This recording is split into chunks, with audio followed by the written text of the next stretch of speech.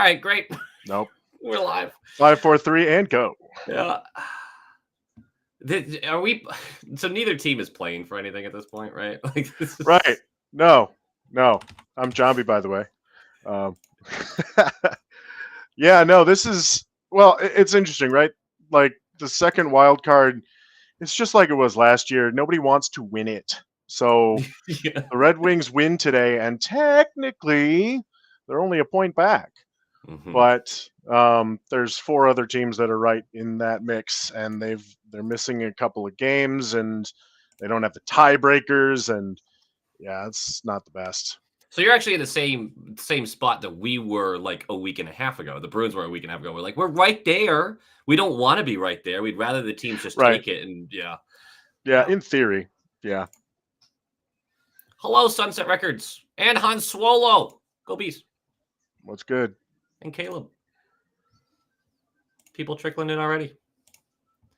Oh, I guess I should actually post on the socials, not just make the post and then never actually. And then never send them? Yeah, nice. I've done that with like my intermission reviews. It'll be like 15 minutes a day review. Oh shit, I never actually did that. Yeah. Bad. Oh, cool. I was going to ask about the cussing, but you already broke that seal, so. Oh yeah, no, there's nothing I can do there. I can't. Tankaroonie and cheese. Yeah, let's go, Han buddy. Swolo. That's what I'm saying. So, yeah. But for the Red Wings, kind of walk us through how you want the. Your audio cut out for a second there. Oh, am I back though? Yes. You said with the Red Wings, what do you want? Yeah, how do you want them to handle the end of the season? Because the Bruins and the Red Wings are on opposite ends. I want them to try. Rebuild. Yeah. I don't want them to like try and lose. Yeah. This is, I think you hit the nail on the head just leading into it, right? Like we are, as a Red Wings organization, kind of towards the tail end of where we want to be actually building, right? There's no more selling at the deadline. There's not really buying at the deadline. It's just get better, focus on your internal talent and develop that as best you can. And there's a lot of reason to be happy about that. Like this season, your best players are your youngest players, with the exception of, Patrick Kane. Their biggest point getters are the guys that they've drafted. It's Lucas Raymond. You use a draft pick to get Alex DeBrincat, so you can still count that. It's the same relative age as Dylan Larkin. For sure. And Marco Kasper's come along. Elmer Soderblom now has a full-time spot on the team. With that, all of a sudden Kasper just gets launched to the first line and he's the fucking stud. It's very similar to what happened in the AHL last year, where the first 20 to 30 games, it was a slog for him. He had like 5 points in those 20 or 30 games. And then it just clicked, and he was put into better positions, and the team trusted him more. I had the opportunity to go see him play, unfortunately, what turned out to be their last game in that Calder Cup playoffs in Milwaukee. But you could just tell, like, he has jump. He has physicality. He knows how to position his body to win pucks, to win board battles, to dig pucks out of the corner, which is exactly what a line like Larkin and Raymond need. Those two together can be physical, but they're more prolific when they're using their skates. Yeah. They're getting into position and firing away. And Marco Kasper's been able to do the dirty work. But I feel like long term they want him as a center, right? But but for his first year here, you can totally like do damage on the wing, and I think that's a great way to develop him. I think he's doing a great job. Yeah, I feel like that's something Bruins that we haven't had a guy come up and suddenly be winning a bunch of board battles, which would be nice. Couple messages here. People rooting for James Higgins already. Roger McQueen. Roger McQueen's probably going to be more in our realm of like 6 to 8 likely. What's up, Sean, with his 0.0000% of making the playoffs? I think I'm with you on that one. We need more Canadian players. That's I mean, Probably. It's weird that we're starting to get more Russian Which team are you talking about? The Red Wings are like the Detroit Tre Kroner with all the Swedes that they've got on their team, and a couple more in the pipeline. Yeah. Well, for you, thank you for stopping by, even if it was just a quick little hello. It's always nice to hear from you. I'm a little behind here. Go Bees for the #1 pick. I would love a good bounce of the ping pong balls. Who's going to be the next captain of the Bruins? Pasta? Pasta looks like he's trying to be, which I didn't expect. Yeah. I don't know what trying means in this context necessarily, but because McAvoy's out, he is de facto the guy. And I think he's done a really good job with it. I mean, the results on the ice are not indicative of the level of effort and give a shit that he puts out there every single night, and leads by example. In addition to leading on the ice and in the locker room, I think there's been some clips that suggest that he has really taken a more assertive role. Yeah, for sure. Definitely more vocal, and he's saying things in a way that I just don't feel like I've heard him say it before. And I'm interested to see the next couple sound bites from him, just because of the way all the Zadorov stuff was happening, and I think it was the family emergency was his wife went into labor, right? I think that's what it ended up. I don't think they ever officially announced it. Yeah, that's I don't know. Typically, that type of thing is, you'll see some player wife Instagram type stuff or something. I did not see any such thing. But it's just your brother. Yeah, that's right. In the sense of things, yeah. That's actually, I never actually connected the fact that we do both have the long hair and everything. That's, yeah, I've only got this for like another month or so, and then I chop it all off. Yeah. Why? I donate it every 2 years. So, oh, cool. In addition to not having to worry about going to a barbershop, I also get to, when I started this, it was, I didn't really have the means to give back monetarily, and I was working all the time. So it was just something that I could do without really thinking about it, and help some poor kid out. It's the organization is Children with Hair Loss. They're based in Michigan.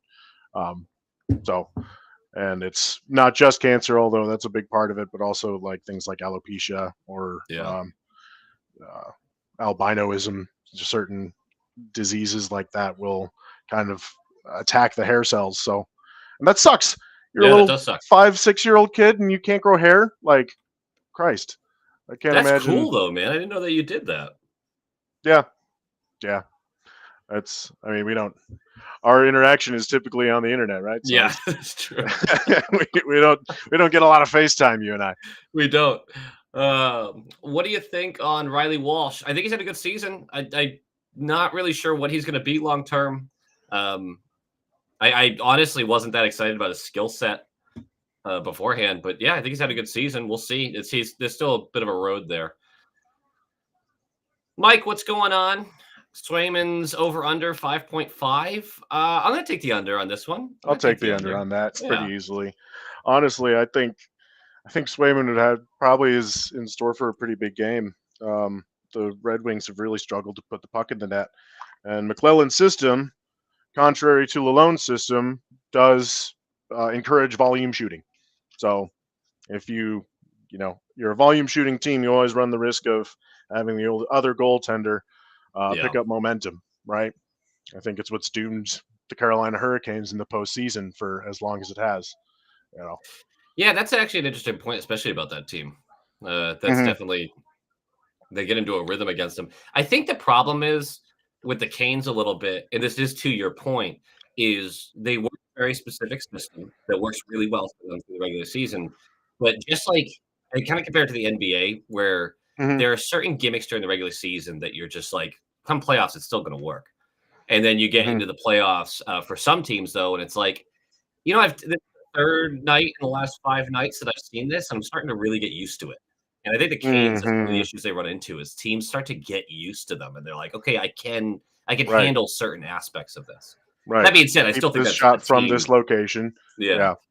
I think it's a team that can win a cup. It's just I think that's one of the things that's worked against them. Yeah, I mean, they play it like a numbers game, right? And there's a Yeah. little bit more to it than just that. Team that can't Detroit. score versus goalie that can't make a save. Who will win? It's the classic movable object versus the stoppable force. Yeah. Yeah, I don't know. Somebody, Mr. Shad Prodanas, there's a Swayman jersey back there. It's on the wall. Oh, nice. Oh, I've got mine. Unfortunately, I have seen Swayman. Oh boy, it's been bad. It's been bad. That's Wifey Pod's favorite player right there. That's why it's on the wall there. That poor woman. That's okay. Poor woman. Yes. High quality fiance had to deal with. Not only is it Swayman, she has to deal with me all the time. Yeah. Poor woman. Jean Christ of Bordeaux. Yes, I have kept up with BC this year. Gasso has looked really good. Hopefully has a ceiling of a middle six guy. Wait, hold on, I'm mixing up Gasso's again. Gasso is Boston College. I know. We had multiple Gassos spelled differently. And I'm trying to remember defender or forward. Oh. Okay. Because now I'm blanking on it. And I just said middle six, but it's like, wait, hold on. See, this is what happens with my dumb brain. Up. Yeah. So, what did she just yell about Swayman? She just surprised to see him starting. Yeah, that's fair. Yes, no, middle six. Hopefully, middle six talent for Gasso. I have liked his game for the most part. He's had some weird ups and downs this season, but he's still got a ways to go. But I do like him. I was wondering. I haven't paid attention to the tail end of the season. So Jelvik is definitely a guy that I was trying to. I gotta get back up to speed with some of them. Detroit guy hasn't seen Swayman in quantity shooting teams. Yes. Okay. So this is the best part. Kickflip God. This is exactly what I was going to bring up. Swayman is to get that 100 team, buddy. He's been trying for about 2 weeks now. Let's get this thing. Yeah, I could see it. I really could see it. Jambi, we have one directly for you. A question directly. Sure. Shiner. Oh, that's such a great story. I love that.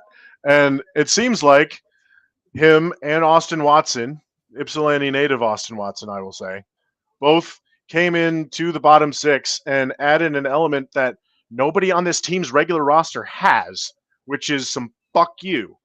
Like, it's really, really upsetting that at this point in this team's development, there is not a player that you can point to and say, I don't want to face that guy. Mm-hmm. I don't want that guy opposite I don't want to get that guy to hit me into the boards. You know, they've got guys who are that size. Mo Seider has that element to his game, but Mo Seider takes a penalty and it's an automatic goal because this penalty kill is the worst potentially ever.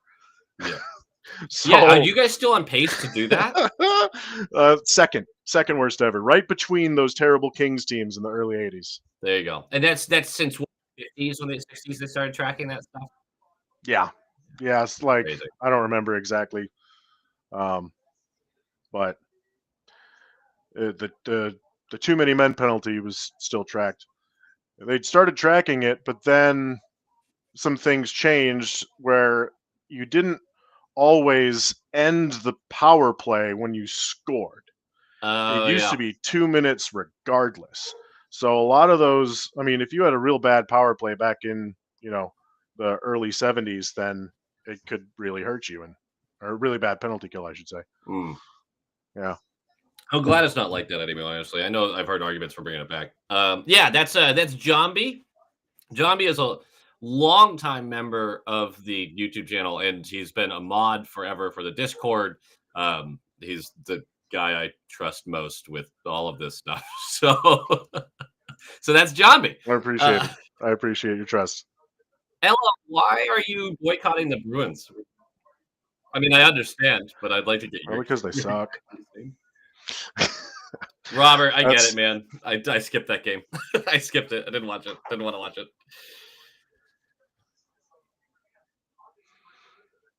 So I am seeing Bruins walk out the tunnel right now. Same. Okay. I'm live on Disney Plus, ESPN Plus, but Okay, I'm on ESPN Plus. Yeah. I actually have to use the Disney Plus app, even though I have ESPN Plus, because the ESPN Plus app just shuts down on me all the time. The audio cuts out randomly. It's bad. Mm-hmm. More twin comments, by the way. Oh yeah, it is. I mean, with the hair, it's it's the spitting image. I can see it. Phil Binnicus is a fan. Thank you, Phil. Thank you, Phil. I appreciate that. Thank you. What's up, Nosik? How are you? I don't do anything special. I literally just wash my hair. That's all I do. Ella, I understand. But to be fair, Ella, like, we had to have a season like this eventually. It had to come eventually. Yup. The goal is to not have 3 seasons like this. Yes. Kind of like if you're an actual rebuild, then you get 3 seasons of just this. What did you have with Detroit? 7. Depends on who you ask. It depends on who you ask. So these last 2 years they've been legitimately competitive for a playoff spot. Haven't gotten there. Don't look likely to get there this year. But I would say for about 4 years before that, they were between pretty bad and terra bad. Yeah. And that's kind of what it is. You know, the rebuild started under Ken Holland, but the first 2 Ken Holland drafts were really bad, and that is the risk that Bruins fans face here right now. Yep. Where if you're bad, okay, you have access to the best place to get the best talent in the NHL, which is the top of the draft. You have to hit these. If you do not hit these, that is 2 to 3 years of continuous dearth of your prospects coming up, and you can compete by over drafting, right? Mm-hmm. Like if you get guys in the 3rd that can be NHL contributors, which the Bruins have done a great job of doing, then you can compete.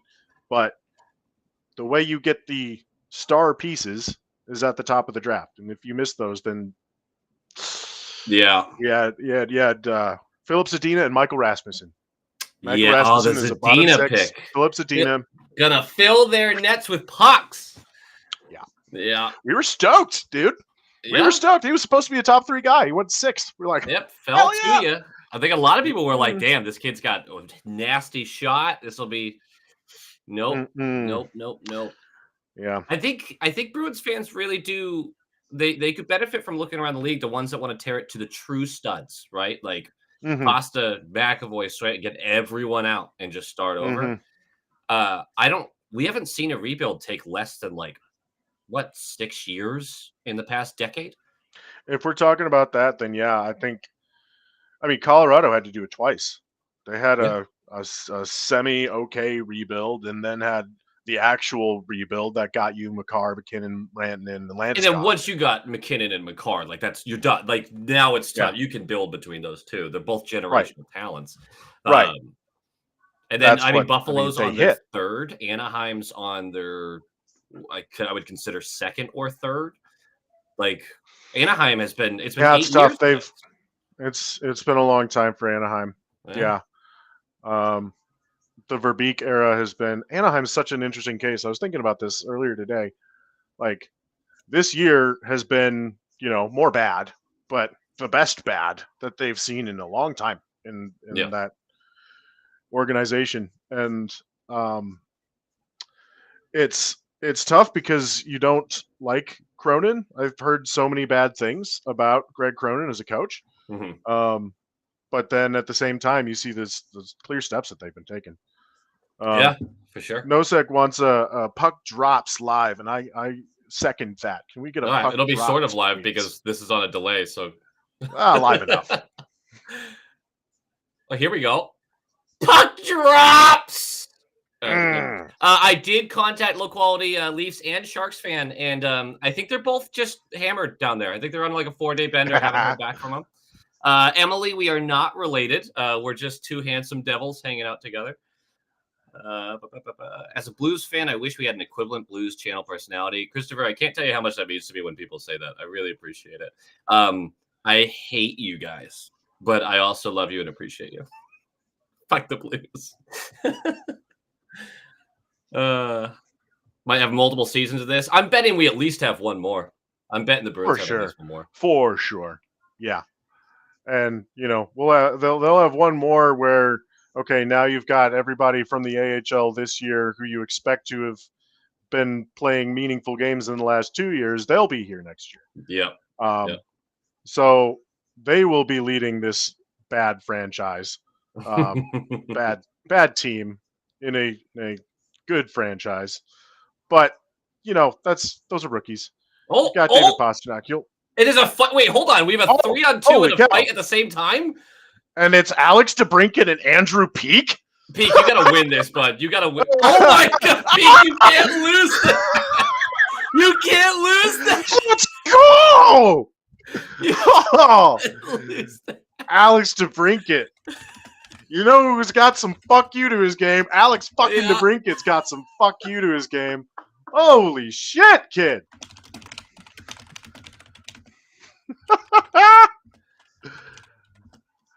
I'm going to have to take notes of the review after this, but crazy. DeBrincat got boarded there and then saw red, and the play continued, and DeBrincat's like, no, bitch. No, we're going. Peake's trying to smile through it, and like he doesn't take him serious until he flips his gloves off. And DeBrincat got the takedown. I mean, it was like the punches were even, but DeBrincat got the takedown. Yeah. I can't believe DeBrincat wins that. That's crazy to me. He is the last Detroit Red Wing to have a Gordie Howe hat trick. Yeah? Yeah. You don't think about that when you think about Alex DeBrincat, but you don't. He's got that spirit in the top six. The problem is he's like 5'8", and nobody's actually scared of him. But yeah, right. But you love to see that. You really do. It'll get the crowd going on a Saturday night. Let's go. Yeah, did they? No, just the two for just the two will go for fighting, and that's it. No other calls. Nope. I can't believe Peeke lost the fight. He didn't lost, but still. Right. God. Right. Wings only real player in the box, though. You haven't watched the Wings this year, man. Yeah, I don't know about that one, kid. Oh, Swayman picked that up through traffic. 1832. Yeah, I'm at the same spot. It sounds like you and I are in sync. The stream's on a little bit of a delay, so we should be good. I think you're handing anybody. I think I'm a shade ahead of you, but I don't think I'm down with that. As long as I'm not spoiling it for anyone else. All right. This team is so soft, which is so funny because they're built to not be. And I mean, you can definitely make the argument that when McAvoy and Zadorov are on the ice, this team is not soft. There are a few forwards I also would trust to, bring it. It's just it's not a lot of that right now. I don't know if there's that much pride in where the season's at right now either. No. I mean, how can there be? It's just a matter of, do you show pride in showing up to the rink every day and putting the Bruins sweater on? And, I feel like that has been probably the most disappointing part of this slide, is that even the players, with a couple exceptions, right? Like your David Pasternak's not doing that. But do we have another one? It looks like there's another bout. Oh, no. Austin Watson and Lauko. Lauko's fucked. And Lauko Watson is feeding Bring him. Bring it to him, Lauko. There you go, Laux. He is feeding him. Ragdoll, dog. Oh, man. Wow. That's Ypsilanti native Austin Watson. Oh, my God. Woo! Why would Lauko do that? Because he thought he would win? I don't know. Well, Austin Watson's not exactly a known commodity. Yeah, that's the truth. Wow. Austin Watson's a fucking dirtbag. Yeah, but he's our dirtbag. No, like I think actually Austin Watson was the one who's like a real life dirtbag. I have not. I can't remember. Okay, you can dig that up because that's not been established since he's been with the organization in the last like 2 years. What do I think of Marco Casper? I love Marco Casper. When we drafted him, I was like, okay, kind of boring. Does it all, 200-foot guy. Where's the offense? Is the offense going to get there? He gets his offense through like working hard, and I think he's 20 years old at this pace. He's got a much higher ceiling than I think most Red Wings fans thought. 20 and playing on the top line is crazy. Yeah. Not only playing on the top line, but like keeping up and in some cases driving the rush. There was a goal that he scored. Oh, man. I can't remember who it was against. He comes across as a 2-on-1 with Dylan Larkin, and he fires the shot like a pass off pads kind of thing, but he's skating faster than Dylan and is the one to clean up the rebound right in front as he's getting taken down by whoever that defenseman was. It was like his second goal of the year. It's that type of effort has been missing from this forward core. Love to see it. Yeah, Watson was the one that I just looked into this because I was like, I swear there was something bad with that. Okay. He got charged with domestic abuse. But to be fair to him, not that I think anyone in this situation is probably great. His girlfriend at the time did admit that she was going through a relapse of drug addiction and everything. So like that was just a bad situation all around. I don't even know. Okay. Right. One of those where like I don't know the details and I don't really want to make judgments on any of it. Yeah. Yeah, I mean that explains why I haven't seen more about it. Yeah. Years ago too. Sure. Years ago. Yeah, this is no shield. This is exactly what I'm talking about too. There are certain forwards that will they'll fucking bring it, and Lauko will fucking bring it. I like that Lauko's back on the team. I had grown very tired of a certain portion of the fan base that acted like he was untouchable. But I certainly you mean like in a trade or whatnot? Yeah. Yeah, like when he initially got moved out, there was, and even before that, there were people talking about how he was just this huge piece of the team and everything. I was like, well, he is a fourth liner. Mm-hmm. Oh, Middlestat with a chance. Pretty good. Zadorov not doing shit while his team gets a shit kicked out of him. I don't know, man. Both those players recovers. Kepke pass blocked by Edmondson. Sorry. Yeah. Both those guys picked their own fights. Those guys both agreed to a fight and took the fight. I don't think there's any reason for Zadorov to jump in. Mm-hmm. Yeah, and there's not really another worthy opponent on this Wings team. You saw Simon Edvinsson duke it out with Brady Tkachuk against the Senators the other night. Yeah. But that's not his game. Not really. We would love it to be his game, but that is not his game. He does it when people oblige it. But I guess other way around. He would oblige it if people come at him. But yeah, it's not his game to be in your face like that. Yeah. But oh man, the Red Wings are sloppy with the puck in their zone. There's some chances here. Yep.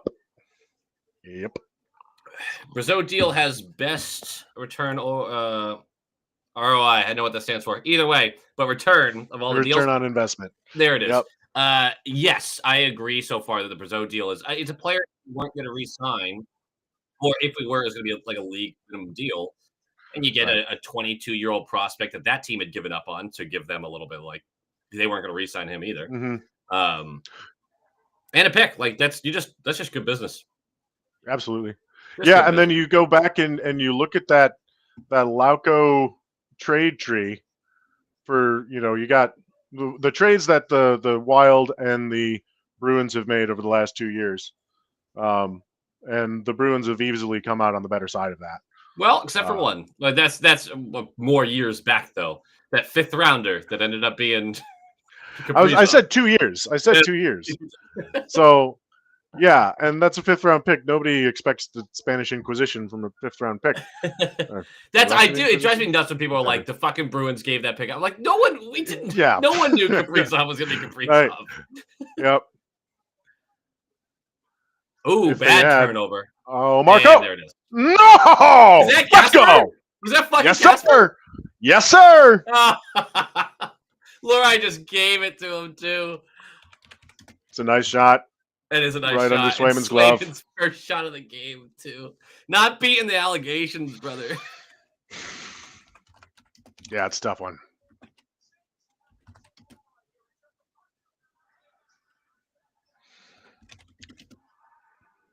Yeah, that's a bad pass.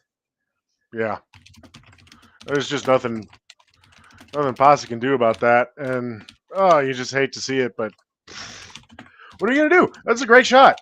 It's just a great shot. And Swayman does even get a piece of it. Yeah, Swayman has to have that from that distance, though. He can see it the whole way. I mean, it's a great shot, but you want your $8 million goaltender to have that one. I guess. But you talk about those the 7-hole and the 3-hole, right? On the blocker and glove side.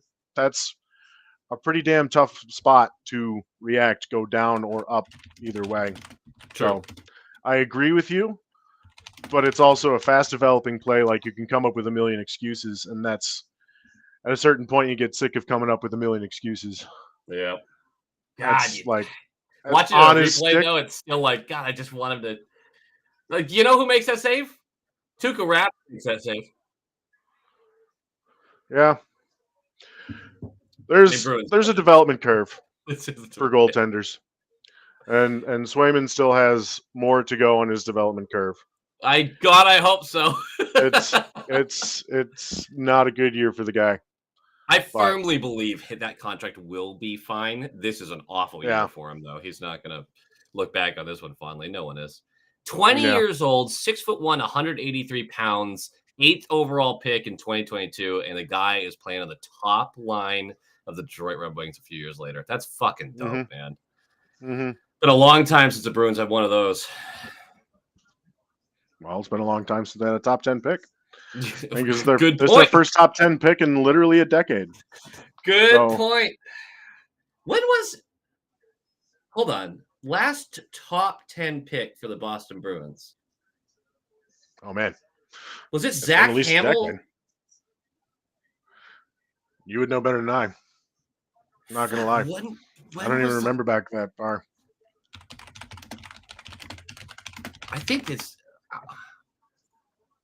No, it can't be that far back, right?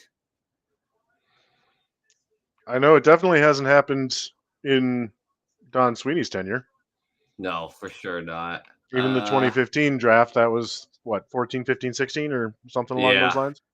Or 15, 16, 17. One of those, yeah. Something in the mid-teens. God, we've been picking Dougie Hamilton at number 9 overall in 2011. Thank you.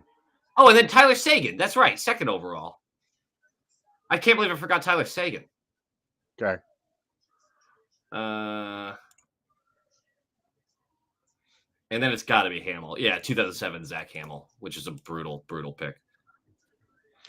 I can see how far back the chat's delayed from y'all. Dude, every time I have like a question or something, somebody answers it immediately. You get an answer 2 minutes later. Yeah, like too fast for them to have Googled it. I'm just like, you guys are just an encyclopedia. This is... first shot on goal. Again, what's the stats on the last 2 years, I wonder? Yeah. There's teams that are worse. Das Wolf went with Joe Thornton, which I respect, brother. That is like 23 years ago. That's their last number 1 overall pick. Oh, here we go. Rush the other way. Kepke. Squeezed by Talbot. Every time there's a breakaway. Well, center mass, dude. Center mass or they miss the net. Yeah, but there's so many moments where I'm like, oh, who's on the breakaway? And it's Kepke or Lettieri or Beecher. And I'm like, fuck. This isn't going anywhere. Swayman wanted to set the goalie market. He did. He accomplished it for sure. He did, He set the goalie market back 10 years. I disagree with that. That's a take you have a lot, and I disagree with that strongly. Yeah. Because you just saw Ottawa give the same AAV to Linus Ullmark immediately. Yeah, but Linus Ullmark was like Dallas gave the same AAV to Ottinger immediately too. But I don't know if that's a fair comparison because Ottinger has a better track record than Swayman up to this point. And Ullmark was a more established goaltender and had been brilliant on multiple teams at that point. Swayman was like, hey, I had this basically 2 good years, 1 really great playoff series, and like, this is my first real contract. I just don't think we oftentimes see the rookie go into his first real contract and get like big money. And I think this is actually a cautionary tale for a lot of teams right now. I think it's going to work out. Ottinger was an RFA, and really, there's one more playoff season than Ottinger had than did Swayman. I mean, you'd look at Swayman in 2023, it was Ullmark in net because Ullmark won the Vezina. Sure. Yeah. Right. In the year prior, or the year prior, it was Ullmark, and then they switched to Swayman in the last 4 games against the Hurricanes. Last 5 games, I believe, because they won the first 2 of those to even that series. And then the year prior, when he was a rookie, right? Like, he should have been playing instead of Tuukka Rask. 100% he should have been playing. For sure, yeah. So there's a little bit more of a track record there, I think. It's just that, okay, you've been playing at par with a Vezina goaltender, and that Vezina goaltender didn't show up in the playoffs when it mattered the most, right? So I think the big difference here, because you're actually right about the years matching up, because they basically, I mean, shoot, they basically came in the same draft year, weren't same they? timing. But Ottinger became the primary goaltender in his second year, and like stayed that, had 62 starts in his or 61 starts, 62 games played in his third year. He was seeing such a higher workload than Swayman, like by a huge margin. He has 62 more games played than Swayman up to this point. Yeah, that adds up. With almost identical amount of starts this year. That doesn't. Yeah, it's an interesting debate to have this year. Sure. I think the fact that those teams were willing to just like, okay, here you go. You know, Jim Nill is not.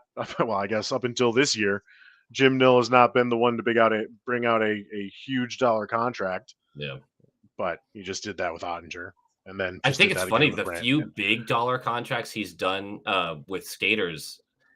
Or previously had done, like the Sagan deal, like the Jamie Benn deal. Those ones just went bad. And they're fine players, don't get me wrong, but the injuries and everything, there's a lot of bad luck there. It's inefficient. Yeah, both of those deals were inefficient. And he's sitting there like, these are the guys that I thought were sure things that I didn't have to worry about this with, and there it goes. Red Wings would know a thing or two about free agent inefficiency. Oh my gosh. But free agency is an inefficient way to like truly run the team anyway. That is exactly correct. Unless you're finding GMs. Right, which you kind of have to if you're, that was a great chance set up by Kane. Yeah. Here we go. Who's Pasternak blocked by Petrie of all guys. That was geeky. Oh, big turnover. Zaka, excuse me. Just name this whole first line. They just don't have any. Deflection goes to the corner. There's no flow. Like they're just throwing the puck around. It's just asinine watching this team. Like, what is your structure? What is Which the play team are you talking about, Ian? Either one. You know how there's you remember the perfection line, obviously, the nickname that everybody hated, but you knew they were trying to set up for a specific play. And it was Bergeron in the bumper, it was Pasta in his office, it was Marchand at like the net front. There were specific plays they were looking for. I don't know if there's a single line on this Bruins team that has a play they look for other than Pasternak in his office, which is always covered now because it's the only threat on the ice. Yeah, Pasternak's been so much more of a creative playmaker this year because he has to be. Wait, hold on.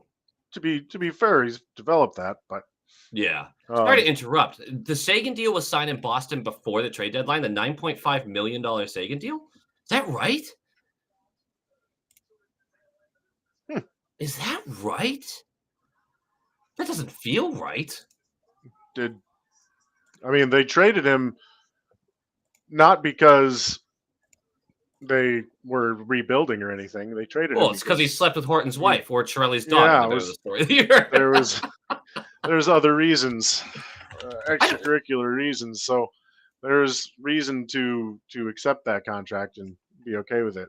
I don't know if there's any retention either. Honestly, that's so long ago that I'd have to look everything up. Yeah, I'm looking it up right now because 10 what years else ago. are we doing? Mm. What am I supposed to watch? The Bruins? I'll try and do a play-by-play. No, that was the $5.75 million deal, not the 9.8. I was gonna say also it's been like 14 years. There's no way that's the same deal. Yeah. Although back then they were signing those things. What was the percentage? That's kind of what you have to figure out. Yeah, it's really it was certainly a good chunk of money. Eras. Yeah. Oh man, Wings cannot enter the zone, so DeBrincat just fires it on Swayman from the blue line. It's a neat little play by Peak to escape, and then Middlestat dumps it because it's been nothing but stupid neutral zone play for 1 minute and 15 seconds. Hell yeah, we love this. This is what hockey do.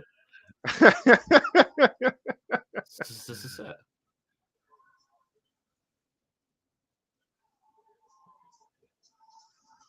Puck's kind of exploding on these guys' sticks, though. Yeah, I'm going to call it a skill issue, though. How has Zaddy been in Boston? Oh! No. Damn. If that was a clean pass, that's in. Is that Patrick fucking Brown? Was that? I thought that was Geeky, but they're one number apart, so maybe not. Yeah, it's Lauko on the ice with him and Beecher, so yes, that was Patrick Brown. And Talbot flashes leather but can't hold it.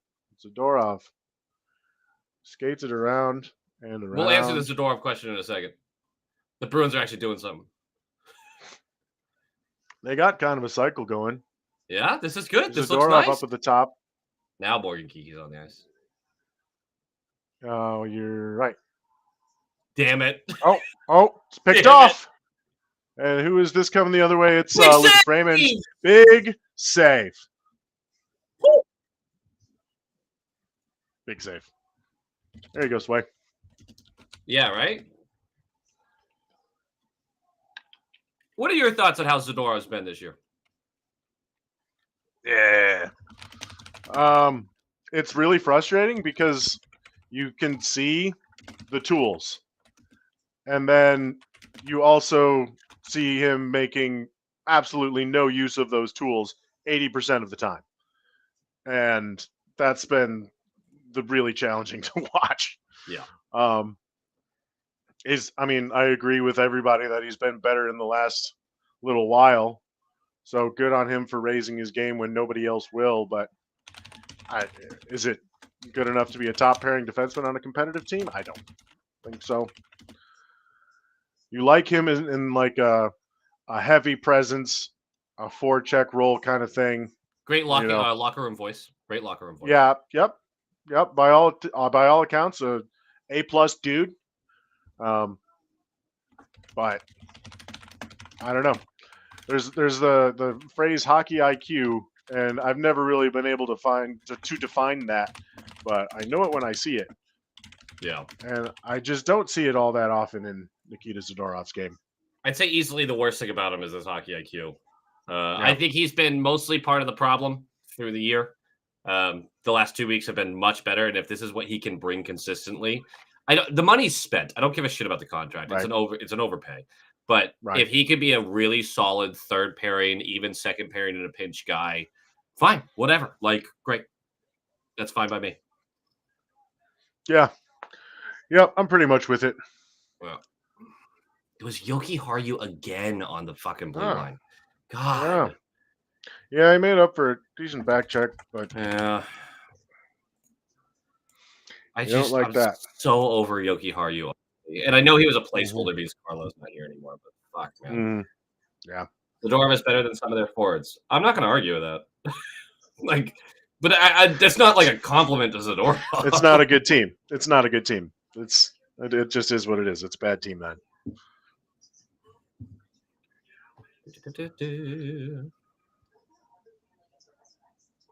Hockey IQ equals being able to recognize the proper play at that point in time. Yep. Mm-hmm. Zadorov is a solid third pair, and D-man is just making too much, which I will live with. I will live with all day. It's just that he's playing as a. All right, right now it's not fair, but he started the season on the top pair with McAvoy, and I was just like, the front office drastically misunderstood that player. The second that contract was signed, it was obvious. Yeah. Love the guy though. God, every interview for the most part, he's great around. Like he's already involved in the community. Really love the guy. Mm-hmm. Joker gets dog walked every game. He does. Joker does get dog walked every game. Joker. Oh, Yoki Haru. Yeah. I am doing a game review after this, which means I'll have no. I was wondering. Okay. I haven't done a skit in like a week. I gotta do one. Yeah. I mean, just make fun of how bad both these teams are. Yeah. Did you see the NHL PR post trying to advertise this as a game of two teams like clawing for the last chance to make a playoff push? Like, bitch, please. Yeah. Nobody thinks that. No. Oh, I just realized I never did the prediction contest. Oh shit! I missed the last week. Yeah, it's okay. It's a 5-game week. I typically give till like the first period ish. No, goals already 15. Been scored. I feel like I'm cheating. At this point, it's too late. I need a week off anyway after what happened last week. So close. That was pretty tough, man. Like I appreciate everybody's optimism headed into that Anaheim game. But the fact that there are only 2 or 3 people who predicted an Anaheim win out of the 16 that were playing that week kind of was, I don't know. I had that and it got me on the podium. And then the score differential, you were, what? It was so bad that last game. 8? It was... Yeah, you were a full point ahead and you were probably at least 2 goals ahead, 3 goals ahead. Yeah. And then you doubled your goal differential in the last game of the week and lost. Yep. And the only reason I got there is because I was the only one who predicted the Bruins losing to like the Sharks, I think, is the only reason. Yeah, that was correct. That was and that one I understand, but yeah, 1 of 16 still low. Too low of a ratio at this point in the season. Yeah. Guys, I also forgot. Go ahead. Yeah. Guys, if you don't know what we're referencing, on the Discord, there is a predictions contest throughout the season, run weekly. And I am really, really good at it. I've never won it. Not once. No. It's been running 2 years now. Never won it. A couple times. It's this is the first full year that we've done it. That's true. Yeah. I want to come up with a better season or a better thing this off season because it's kind of difficult to trace people over the course of the whole year. So I want to give cumulative results if I can. Jesus, good luck. But yeah, the spreadsheet is designed such that. Oh, I think I am ahead of you. Shit. King of Ping. Yeah.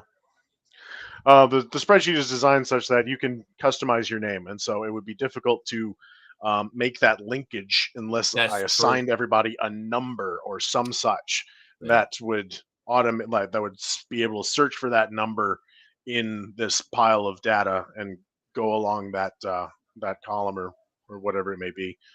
So so I got to put my head together about that. But yeah, it's a lot of fun. Join the Discord. We have fun there. The predictions game is the rules are basically pretty simple. It's you get a point if you pick the correct winner. You get half a point per winner score. Actually, per score period. So let's say this game finishes with a 3-2 Detroit win. Then if you pick a 4-2 Detroit win, then you get a point and a half. And you track the difference in the goal differential. That's the first tiebreaker in points, and then there's also you pick a regulation overtime as the second tiebreaker because we've got too many people to differentiate any other way. So it's nobody's complained about it. It's been a pretty good. I mean, other than when you lose, it's been a pretty good system for us, and looking forward to doing it bigger and better next year for sure. Yeah, I think we might have a pretty decent turnout for that too. So we might need to find Oh a yeah. smoother system for it, but we'll see what happens. I think it's very smooth, but Oh I'm not yeah. doing the work for it, is what I mean. Yeah, it's a lot easier to find the motivation when the Bruins are a good team. I'll tell Yeah. you that. Yeah. A couple of messages here. Thank you, No Shield, for the compliment about the skits, brother. Rock Roar. I'm sorry. I know. There's a day like my dad went bald at like 31, which is where I'm at right now. So I'm just holding on as long as I can because I have a feeling if I cut it all off, it won't come back. Um, let's see here. Maine essentially played like the Bruins last night, and what do you know? They lost 5-1. Yeef. Ouch. The set plays are important. People really don't understand, I think, oftentimes how much set plays impact the game because it's not just off the face-off. It's those plays are created through possession as well. When Right. players do them enough, they recognize them. They go, "Oh, I can just use this set play, even though it wasn't exactly designed for this purpose." It makes a difference in chemistry. Yeah, it took me. I mean, I wasn't. It was probably just recently that I started picking up on set plays in the D zone Yeah, to clear the puck. And then I've always kind of understood it from a zone entry point, certainly a power play point of view. But those zone escapes as set plays didn't really click with me until recently. yeah, yeah, and they're hard to, especially in hockey. They're really hard to catch in the moment. Yeah, Oh, this is an interesting fastest question. game in the world. Yeah. Are there Go ahead. any players you're excited for next year as the Red Wings cycle around the zone? Oh, Mm-hmm. hold on. Johansson. Good dish. Hall with a shot. Yeah. Johansson back to Hall. See, this is the kind of not one and Patrick done that I'd Kane coming across. like to see for the Bruins. Where'd it go? Is it in? It's in. No, it's Is the it? side of the net. Oh, okay. Holy, what a shot. I thought that. It's I the wonder if he got a side piece of the his net. skate. I think Swayman did get his skate on it. Yeah, I think he did. Kami plays. I want to see Lysell with like a real run. His Agreed. skating is so good. That's what I'm just hoping. Yeah, just wide. No, it was, it was just wide. So that's somebody that I'm focused on. Fraser Minton will be likely playing with the Bruins early in the year. I'm curious about him because depending on who you talk to, he has a 3C ceiling or he's going to be a franchise cornerstone. Everything about his play really more so points towards 3C ceiling, but I don't know. The Leafs fans really like that prospect for some reason. So I'm curious about him. And then this won't be next year. But just a fun little fact, the guy we got in the Coyle trade with Colorado, Will Zellers, just broke his franchise's record for goals this season tonight. So that's kind of neat. That's in the OHL, not in the OHL. USHL. USHL, thank you. Yeah, he plays in Green Bay, actually, right? Not too far from he does. So depending on who you talk to, there's a lot of scouts that say his scoring won't translate to the NHL. But there's also plenty to be about there. Yeah. So. Yeah, you look at the list of comparables from the USHL, like the guys who he passed to get that. It's not an encouraging list. So, junior production is dependent on a lot of things. Yeah. What you have to look out for is the skill set that will put you in places to score and give you enough talent to score. What a center mass on big Swayman. Save. Center mass or not big save. Yeah. And yeah, just look for the trades, look for the playmaking, look for the reading. There's certain things you can get away with at the junior level that you're not getting away with in the NHL. Yeah. So I like it. I'm optimistic about it. But take your time. Yeah. Come on, he's a couple years away. Lucas. How does that not get in? I think Marco didn't get what he wanted on it. He sure didn't. Yeah. Woof. Riley Duran says no shield. And Riley Duran's had a very weird year. Needs a little more seasoning. And he's a fourth line guy anyway, but we love a little Riley Duran. Mm-hmm. Yeah, that was a bad chip. Whoops. Who from this current roster do you really want back? Right into Swayman's glove. Another shot. All right. was good to let go. So Yoki Haru, I don't care. Like if you want to re-sign him as a depth 7th D, whatever. But like I don't bringing him back. Peak, I would love to find a way to offload in the offseason. They won't because that right side is so weak. But he at best is a like net zero player in my mind. Yeah. But he's I a third mean, pairing look, defense. he's playing above his station on this current team. It's Yeah. not fair to judge him based on what Yeah, we're no, seeing right but now. even in third pairing moments, I'm kind of like, I'd love a third pairing guy who has a like, a moment every now and again, and he's just there. And then it's going to be a lot of. I mean, a lot of these guys are still going to be on the team next year, like the large majority. Yeah. Some of them might get forced out of the lineup. You were commenting in one of your videos here, which the people should like and comment and subscribe. Nailed it. To this channel to watch those videos. You're saying that this is basically the forward core for next year, unless you pick up some guys in free agency. There's a couple of guys depending on how long they plan on resetting this. If it's just 1 year, then they could, go out and try and spend big again. But they've got a lot of holes to fill, and the upcoming players in the AHL or otherwise can only realistically take a spot or two, maybe 3, I guess. You count Lysell, he's in right now. You count potentially Brunet, could play a spot, and then Potter kind of half counts, I guess. Yeah, Potter's going to be on the team full time next year. Yeah, absolutely, and I think this is probably good. Here's Lysell. All alone on Talbot. Come on. Have a moment. Talbot makes the save. Oh, I wanted that for him so bad. Honestly, so did I, dude. Looked like a good save, though. It was frantic. Talbot he's been such a great goalie for the first half of the year and has not matched that in the second half. Ooh, clever little backhand sauce doesn't get through from Berggren.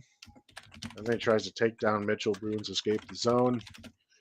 Then Sherratt after the puck. Dodges a hit from Koepke. Gets it to Tarasenko. Plays it to Comfer off his skate into the corner. It's so easy to get into our zone like that. It's just brutal. Yeah. Find the outside and hope you can get an outlet back diagonal. That seems to be the play. Lorai's biggest concern long term, I think, is I don't think he's a terrible skater, but man, you can dump and chase on him too easily. It's his turn and burn is too slow. What happened? Oh, what happened? Interference. Zadorov. It looks like the fans reacted pretty heavily to that. Oh, is Bergie okay? Sorry, Bergie is. We use that nickname too. Zadorov is shocked. He's like, "You fragile little man. What happened?" I want to see this hit again. Dog, he's 5'10". You're 6'5". Pick on someone your own size. Why is he so little? Oh, that's a late hit. It's a late hit. It's not as bad as Berggren's making it out to be, I don't think. We'll see in real time here. Oof. Yeah, okay. That's a late hit. That's a very late hit. Seeing it from the back angle, that's just not. There's no room for that. Come on, dude. What are you doing? And you give the only good thing about this Detroit Red Wings team a chance to make it 2-0 right before the end of the period. I'm going to take a drink. What are you drinking? Call? I'm drinking a tequila crayon, which I shouldn't. Nice. Tequila. I've never had it with cranberry juice, dude. Yeah, I like it. Let's see here. I'm having a tequila and Baja Blast. What was technically the call? Interference. Okay. I believe. That makes sense. Yeah, interference. Face-off is contested, but one back to Sider. Raymond on the wall. DeBrincat can't field it cleanly. Oh, what a play by DeBrincat. I thought they were going to keep that in for a second. That was almost clever. Yeah. Larkin wasn't on the same page. It happened too fast. Here comes Dylan entering the zone, though. And DeBrincat's got a lane. Center mass on Swayman. Tries to hit it. The mixer. Clear to the corner. That's the period.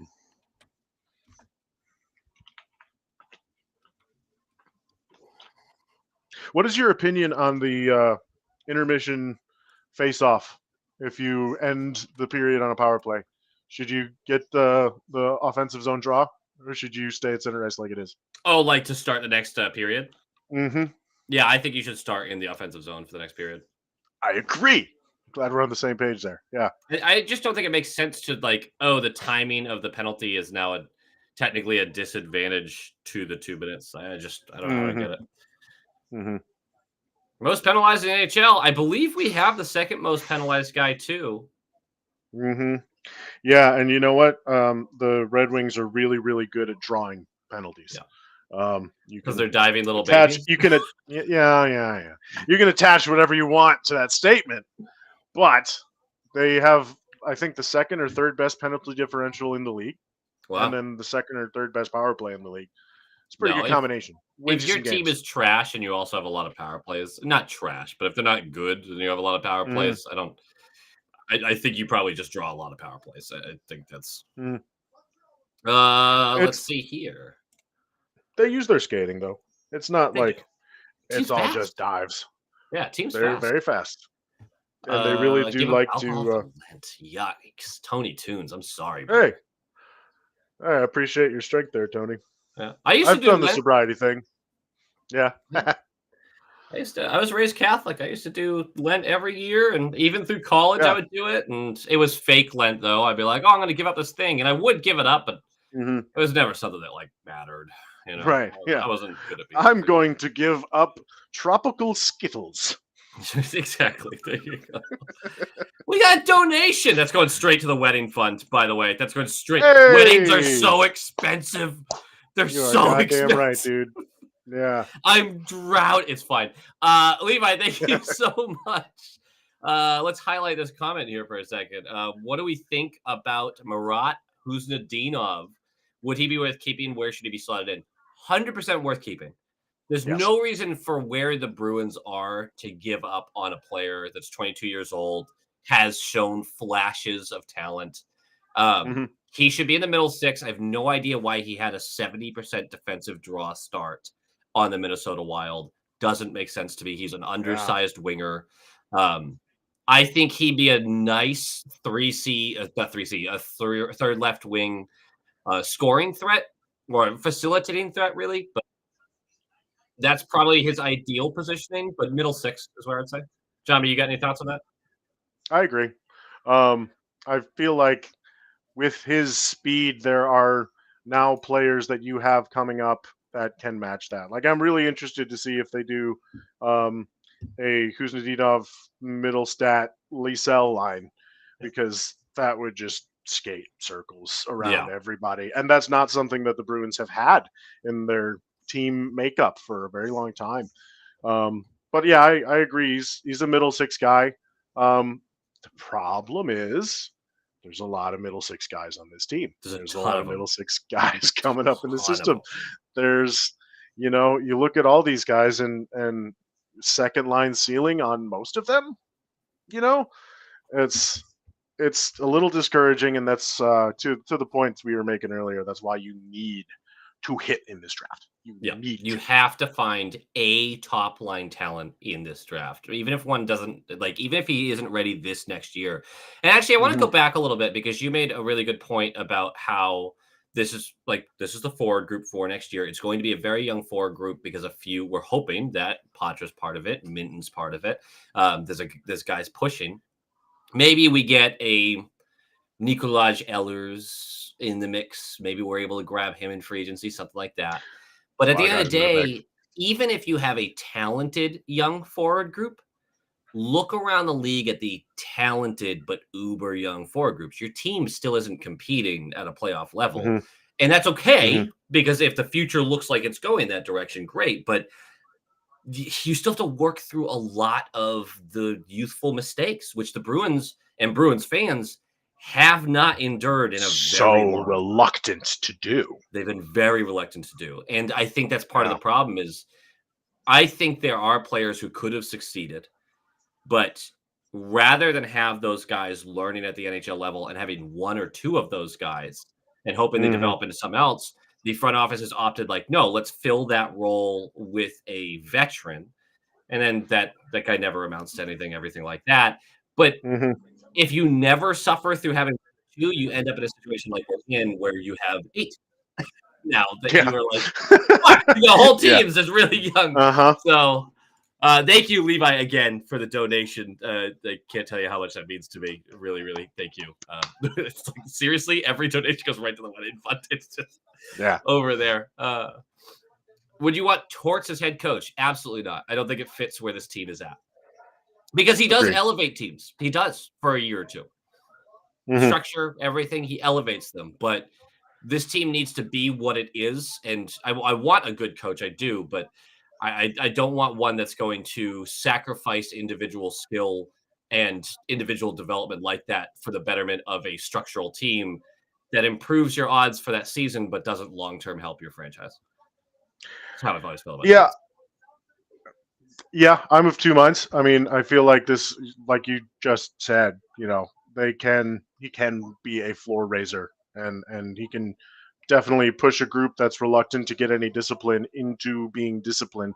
The fact of the matter is, though, this Bruins team is just, there's such a small sample size of it being this bad that you believe that this isn't what the team actually is. So Torts kind of feels like a nuclear option of sorts, where, you know, Torts is a guy you hire when you're you've suffered through being bad for a little while, and these guys need to get together. The Bruins have not been bad for that long. Like, we're talking a month, 2 months, and depending on how you feel this entire season, but legitimately these last month, I would rather see them go for somebody that's a little bit more accommodating. That's, you know, somebody who's not going to sit a guy for making mistakes, you know, and it seems like Torts is very willing to do that, and that's not what this team needs right now. I think, to your point, if we're talking about the future, talking about development, people need to develop through mistakes. That's just a thing that's got to happen, and that's a thing that we're seeing in Detroit right now. Honestly, there's a ton of rookies on this team this year. There's going to be a handful more next year, and I think McClellan's done a really good job of balancing that, putting them in the best positions to succeed, but also allowing things to be teachable and allowing them to be on the ice for critical situations where, okay, maybe they mess that up, and maybe it costs your team a goal, and maybe it costs your team points, but it's a lesson that you learn in your development curve, and God willing, that will be attached to this team for the next 2 or 3 years as they continue to graduate more prospects. The Bruins are just starting that. Yeah, and just starting that is the big statement there, right? Like it's we're just getting started with this, and hopefully because of the pasta and the McAvoy of it all, this is a quick retool. It's a 2015, 2016 situation. You spend 2 years not being as good as you want to be, but then you're right back in the mix. It's just tough because in 2015 and 16 you had Krejci and Bergeron. You have the two pieces, with 3 pieces actually. No, 4 pieces, because you have Tuca. You have a great starting goaltender, like a franchise leading goaltender. Quenneville's not an option to me. I'm just saying that right now. For a whole bunch of reasons. Chara, obviously your number 1 defenseman. You have a good defensive core behind him. And then you have your Krejci and your Bergeron, and you hit on Pasternak. Marchand too, and Marchand. So like there's more pieces on that team, and you have 2 centers. You have a top center and a second. That's center. my point. And that's the big thing, that like, if you, instead of, this is weird to say, but instead of having Pasternak, you had a true 1C and a true 2C. Like, you make that trade. Like, Pasternak's a top 10 player in this league. Your team's still better if you have 2 unbelievable centers. Look at the Vegas Golden Knights this year. Their wing depth sucks, but their 3 centers are unbelievable. And then Dorofeyev obviously just came out of nowhere to light it up. Well, hey, what we were talking about earlier, that's a 3rd round pick. The 3rd round pick that hit for that organization. I'm hoping there's a couple. They have traded every single one of their firsts. Yep. Even after they make them. But the third rounder hit and is looking like he's going to be a contributor for a long time. Prospects that we have that I'm curious about where they end up. So Don Mel's, obviously. Fourth round pick a couple of years back. He's 21 now. He's almost a point per game at UMass. This is his second year on North American ice. He was always going to be a 4-year project. But original username, you are terrible. Do not say such things. What just happened? Oh God. So like that's a player that in the long term, yes. I think he'll finish his college season, but I think his absolute height is a 2C. Oh yeah, a jar. Everyone gets to watch me fail opening a jar on live stream, by the way. I'm sure there's only 8 people in the stream. It's fine. There's 126. My wife the hands are sweaty. Knees weak, arms is heavy. A little bit of grease on it. Yeah, what did you put on this? This is actual grease? Maybe. Hold on. I need to wipe my hands on something. Wifey Pot's got a device for this. I travel a lot for work, and I can't open all the jars all the time. Let me hold on. Give me 2 seconds. A device for opening jars. Oh no, This is embarrassing. Yeah, of course, Mel's is gonna be back at UMass next season. He's gonna finish his college career for sure. He's only in year 2 over here. He's definitely gonna need some more time.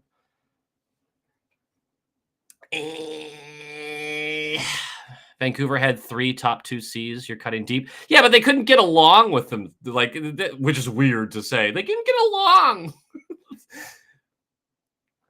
Somebody help me open this can. It's not even a can. It's a jar. All right. So this is the device. It's a lobster cracker. Gripper.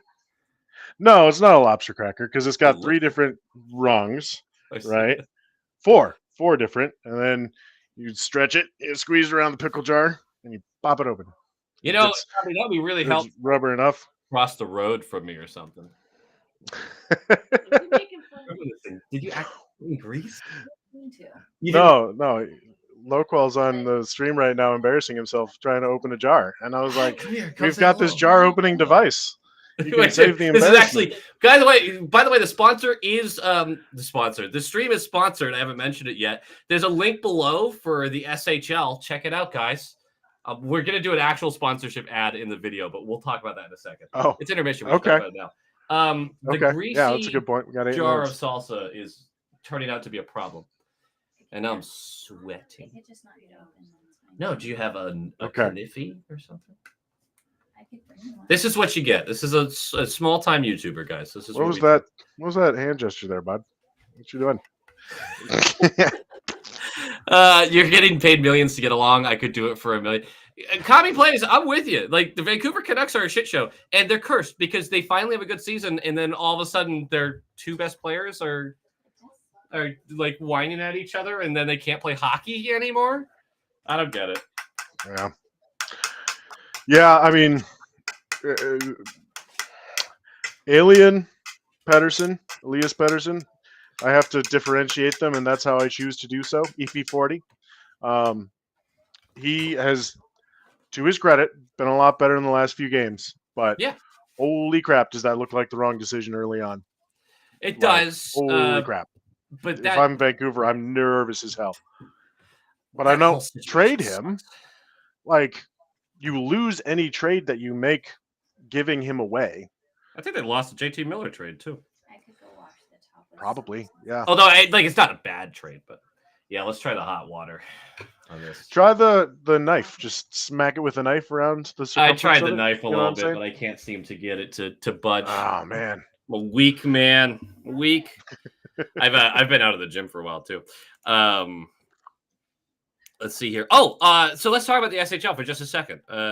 This is Kami plays. You're from the SHL. Great. So the SHL, there's a link below for it. It's a simulation hockey league. They've sponsored a couple of videos here, and I figured I'd throw in the live stream for freeze. But they are basically a hockey nerd's paradise. This thing's sick, dude. Do you know anything about it, Jambi? No, you have not introduced this to me at all. It was completely foreign, and it seemed really complicated to me at first, but it turns out it's actually really not. It's what it sounds like. It's a simulation hockey league where every single player has like a real person behind it that like They can upgrade. They can get in-game currency through like their player contracts, through making certain decisions, through predicting game outcomes and award outcomes and all sorts of shit. And you like use that currency to improve your player, much like a Be a Pro would be, right? Like this things where you can upgrade certain things. It's a huge community. They have like 450 people over there already. They have their leagues about to expand from 20 teams to 24. You actually start in a junior league, like you get drafted live on stream to a junior league, and then you work your way to compete for like the junior league cup, and then you get drafted up to the next level. It is really, really cool. Okay. And I'm blown away by it. And Kami can actually, having been really part of it for longer, they can answer more things. When you create a player, you'll be scouted by real GMs. Yeah, every organization has a real person, a GM behind them that like drafts you. It's fucking MMORPG hockey. Yep. And it doesn't even take over your world, right? Like it's one of those things where they have a full index page where like you can catch up on all the games, you can catch up on all the stats. They have advanced analytics for the league. Like it's just absurd. I don't understand how, but it's really cool. And I'm hoping they continue to grow. They're trying to make a push. They're really trying to make a push this next couple of months, and especially with the off season coming around and everything like that. Like with how bad the season's been, this will be better than that. Average Joe says that on average Joe can't find the link in the description. I wonder if I'm having an issue on the YouTube side. Hold on, let me take a look. Maybe on average Joe just needs to refresh it. Hold on, I might be having it. I thought on average Jambi is going to refresh it right now because I'm doing this through Restream and it's supposed to have it. Put up, but and it keeps. It's actually just knocking me out of my YouTube. So hold on. I might just have to put it in the chat, which I will if I have to. Yeah. Let's just do that. Let's do that. Just do that every I don't know. What do they pay you for? It's a sponsorship, right? So there's some type of something that you got to get lined up at the right time. I just put it in the chat, but I am gonna have to. It will definitely be in the description of the review tonight. Kami Play's wife calls it D&D hockey. That's great. I like that. You ever played D&D? Oh yeah, I haven't in a while because no one has the time anymore. But true that. Yeah, I was in a house where D&D was avidly played. And it was funny because like all these guys are jam band fans, and you know all that comes with that. So you don't necessarily take them for the type, but no, they're very much the type. They played that game for like they'd have entire weekends that they just reserve for that game. I at least like 5-6 hours a day. Yeah. You strike me as a DM type?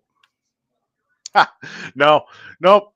I don't have any painted figurines. I joined in on one of those games, and I was like, wow, this is a commitment I'm not necessarily prepared for.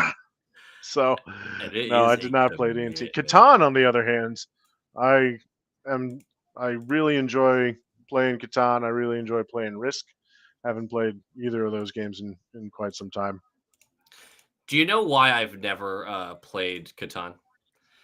Because every time someone has asked me to play, it's someone who's super serious about the game. And I'm like, fuck that. No, I don't like to lose.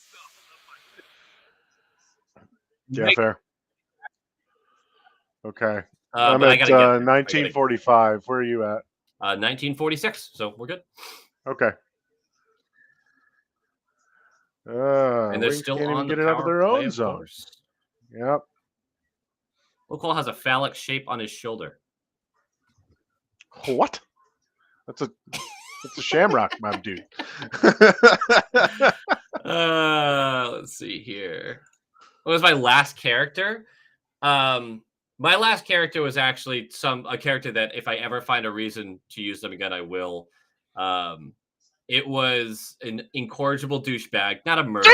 Here we go. It's Raymond.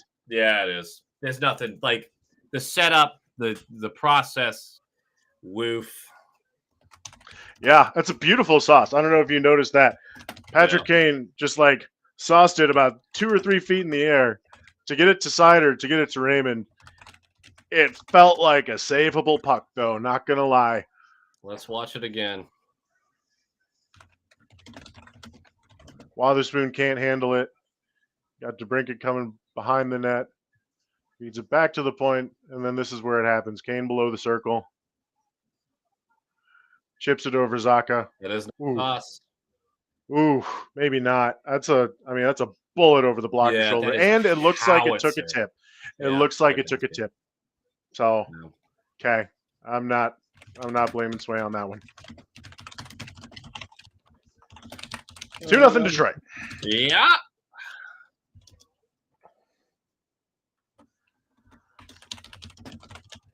Just taking notes for a second. Sure.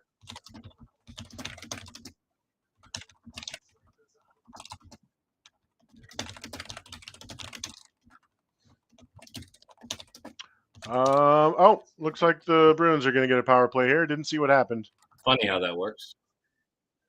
It is, yeah. Sacco's shaking his head. Like, we have to go on the power play now. Oh, God, they have to see my dog shit power. It's on national TV. Are you kidding me? Who made this decision? Marco's going to the box. But yeah, so I was a I'm trying to remember the details of your character, your D&D character? Of that character, but he was a druid who had lost his memory, which is, like a trope, I get it. Mm-hmm. But that's an interesting penalty. But through the process of those sessions, and we had to end because, again, people just stopped having time. But the backstory had just turned into something so insane about, like, the loss of memory. But I built in this fun little character bit where I said in the beginning, and the DM played along with it well, he lost his memory, but for some reason he's a hero everywhere he goes. Like, people, like, he accidentally he doesn't know why. Yeah, he just accidentally saves the day all the time and then doesn't remember what happened. That was a brilliant play. Holy shit. Damn it. By Geeky. Damn it. 2-1. Are people excited about this? Detroit's penalty kill still sucks ass. Yeah. Not sure if I can use negative percentages. Hell of a tip. Wow. A leaky? Yeah, it's a great play. It's a great play. And Talbot picks up on it way too late. Not a lot you can do about that. Honestly, yeah. Sider's stuck between Lindholm and Geeky. I don't know what he's supposed to do. Yep.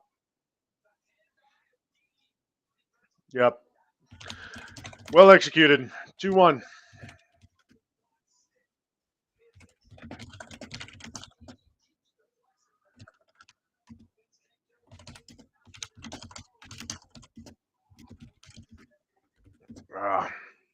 This is so like Detroit too. Like, to be fair, there's a little game management of that. That call wasn't great. Oh, yeah, I know. What are you gonna do? That happens at least once a game. Kill a damn penalty. That's Look. Are you seeing this graphic right here? Yeah. Those early '80s Kings teams, and then the Detroit Red Wings are third worst. That's the Capitals team that set the record for worst record, right? I don't know. I don't know. Maybe at the time. The expansion Capitals? 1974-75, not even the same team. Okay. But I'm pretty sure, like we were saying earlier, I'm pretty sure that was when you didn't stop a power play after you scored. Yeah. Which makes that even worse. It makes it so much worse. DeBrincat takes it up for Kane. Swayman has to fight that off from way back in the circle. That Capitals team won 8, Larkin, 67, and DeBrincat. 5. Ooh, posted out. Single-digit wins.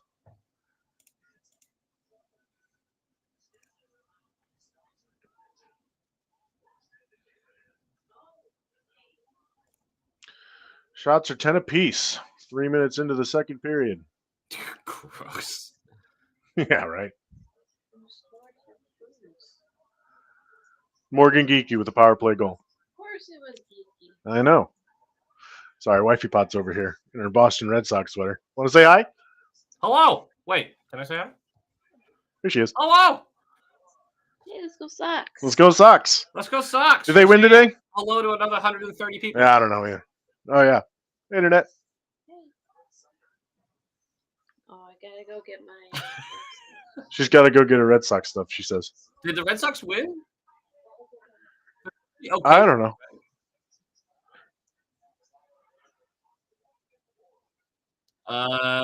Kami Plays, thank you so much for the donation. Shiba Dog with sparkles in his eyes saying my hero. They are trailing the Rangers. 4-2. Whoa. Oh, my clip went It somewhere. is the bottom of the 7th inning in Texas. Oh, look. Oh, we got to What are scoot you him a little looking at? bit. Nice. Who's on the back of it? You Is wanna there bring anyone it on up? the back of it? Oh, I forgot to tell you, my wife, wifey pot. Yeah. Nobody's on the back of it yet. Okay. I need to customize it. I was debating whether or not I was going to spend my money on customization or spend my money on a Stadium Series jersey. After the way the Stadium Series went, I will be customizing this jersey. Yeah. But wifey pot says that she's a Red Wings fan today because she's really just a fan of the tank. That's the quicker this team goes to hell, the quicker changes will be made. Yep. And you know what?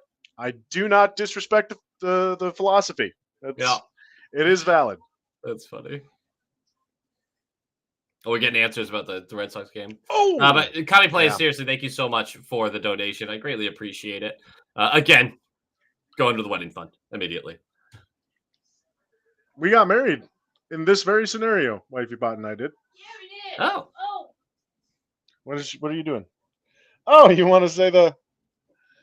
Yeah, we made so we reserved a suite. Oh, Talbot with the glove save. Yeah, that's a big Um, save. Nice shot by Lori.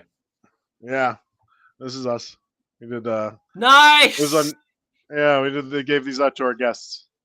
That's it's- really cool. But yeah, we rented out a suite. It was New Year's Eve. It was last season, so that was just the day that the Bruins and the Red Wings happened to be playing in Little Caesars Arena, and it was great. Like the suite is not cheap, but but the other side of that coin is you don't have to worry about like 150-person guest list or whatever it is. You don't have to worry about food for all of those people, however many courses. Your entertainment is kind of built right into it, and then we had a reception for our friends who couldn't make it. It was at a concert over in Ann Arbor, so it was a wonderful event. We were very happy that our friends and family were able to make it, and the Bruins won. So wifey pot was happy about that. One of the few wins. Yeah, well, hey, happy wife, happy life. That's what Yeah. they say, apparently. Zadorov called McAvoy the leader in the locker room when McAvoy returned to practice. Yeah, I think McAvoy is the likely next C now that Carlo's gone, but we'll see what happens. I think that is who the organization wants to give the C to. Yeah.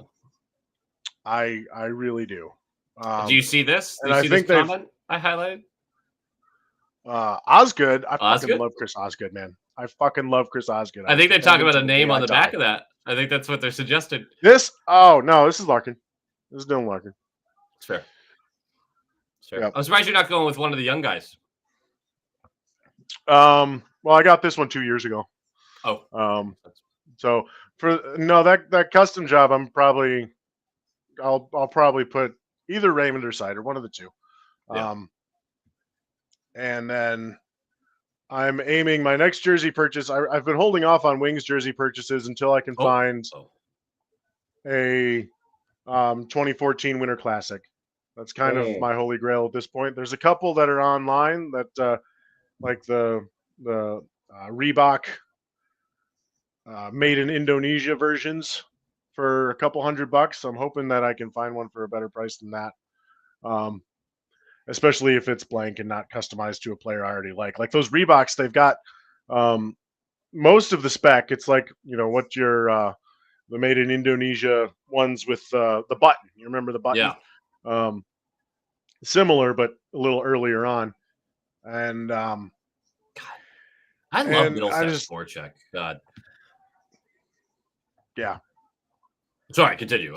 It's just Wings jersey talk, right? Like Hmm. if they've got the captain patch on that jersey that's like a diamond on the sleeve. And the made in Indonesian ones don't have it. Yeah. So like it's an additional customization to put the patch on the side of the jersey the way it's supposed to, rather than getting it from That or an like a made in $800 Canada. made in Canada version. Pass off Ooh. pads doesn't work for Middlestat. Let's see here. Yeah, I do like the Stadium Series jersey. I like it too. I will eventually get one, I think, but not this year. It still feels like cheating that you had Shan, Yeiser, and Fed. Yeah, it does feel like cheating. That's why they made the playoffs with 25 There's no salary cap. years straight. There's no salary cap. You can do what you want. Mike Oh, Ilitch had big pockets and big balls. You can do what you want. Yep. This is a great point. Kami Plays lets people know that if you are joining that league, give it 24 hours for approval for your player. The Simulation Hockey League. Yeah. Not the Swedish Hockey League. Not the Swedish Hockey League. That's a trip. That's a trip. Call it. Call it. That is Come not on. a trip. That is not a trip. That's not a trip. Don't listen to Well, him. the referees agree with you. Which means I'm right, right? When referees agree with me, it means I'm right because referees are really good at the job. that's an indicative. Yeah. Do either of you ever plan on having little low calls or Jambis? I'm not going to ask you to answer this. It's very personal if you don't want to.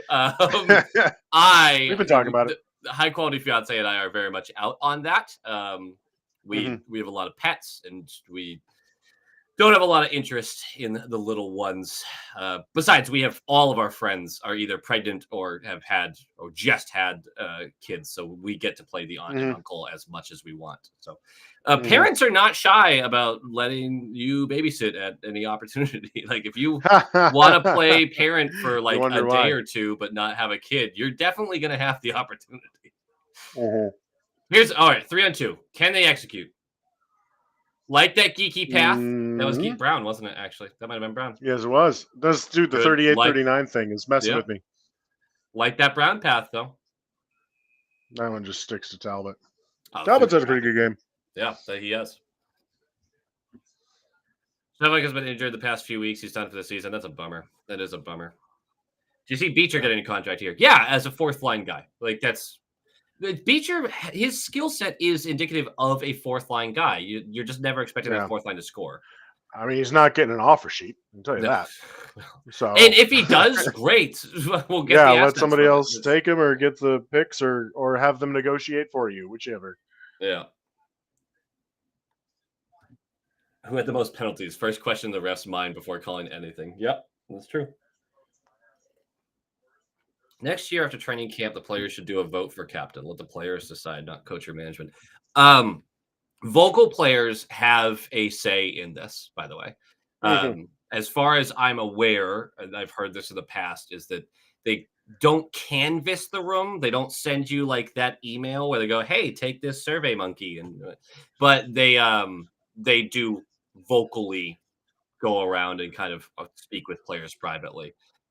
It's usually going to be your most vocal guys, though, that are going to decide who takes the mantle, because you can't just do a player vote, because if there's a guy that's really well liked by the players who does not embody a captain, that does cause issues.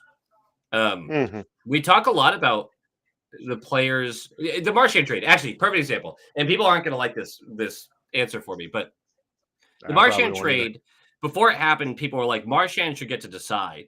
If he wants to get re-upped, then you sign him to whatever contract he wants. And like he's a franchise legend, all that kind of stuff. And I'm very much on the team of like, I'm pro player. I want players to get paid money that they deserve. These billionaire owners are billionaire owners. Fuck them. Like, let the players get their worth. But the GM needs to run the team. And if we're talking about players making decisions that the GM should be making, I'm out. Like the Marchand trade happened, whether you like it or dislike it from a assets management side of things, is whatever your opinion is. But at the end of the day, I want my GM running the team. That's full stop. I agree.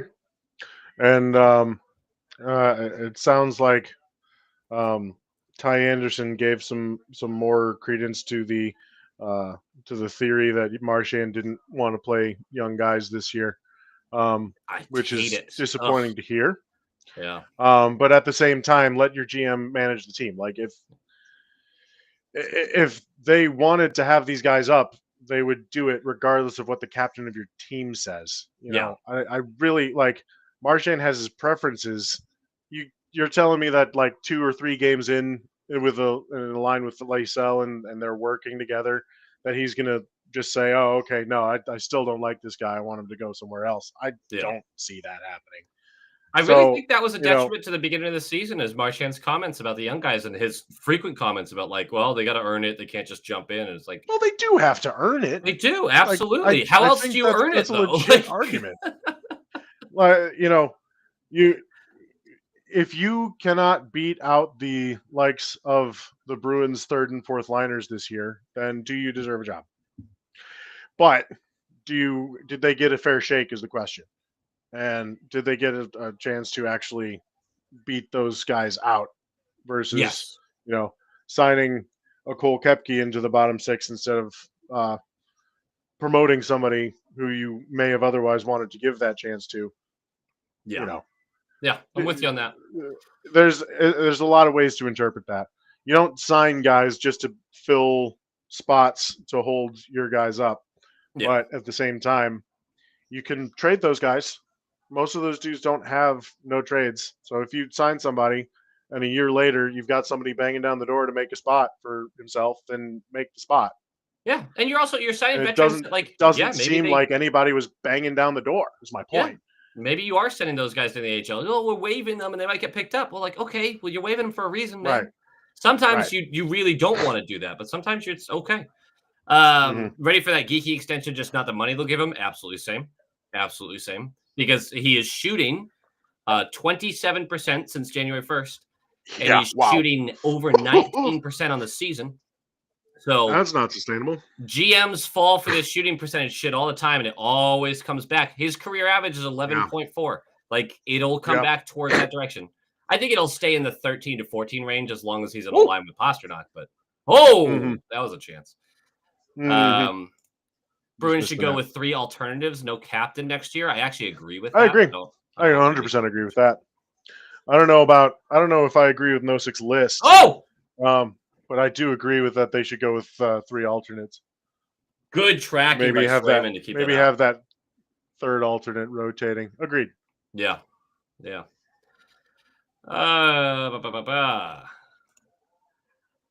This is a good possession for them. Yeah. Something you guys will notice from the Sorta. Bruins, especially with how young they are. Mostly just playing around the wall, though. Yeah. Oh, that's deflected. Cleared. But this is something I've actually noticed about the Red Wings a little bit too. The youth thing that, like, experienced players start to get a little better at. Oh. All right, good clear. But you'll see a lot of the young guys, they'll skate themselves into another player's ice, another like teammates ice. Nice. Oof, that was missing the net. So you'll see this with the Bruins a lot. You'll see them skate into each other's ice. It allows one guy to cover 2, and it turns into a turnover oftentimes or something along those lines. You'll see with the more experienced players, they're always moving away if they see the trajectory of another player carrying the ice. They'll move away from it. They'll allow them to still be an option for a pass because you want to always have 4 options out there. That's one of those like rookie mistakes things that you'll see, or not rookie, but young player mistakes. So just something to look out for that we're going to see. We have people highlighting their kids, which we love. We're now trying to wear the helmet once a month so he gets used to it. I love that. Like, you are going to be a hockey player. Yeah. We were talking about this. If we're going to have kids, we also need to learn how to skate better.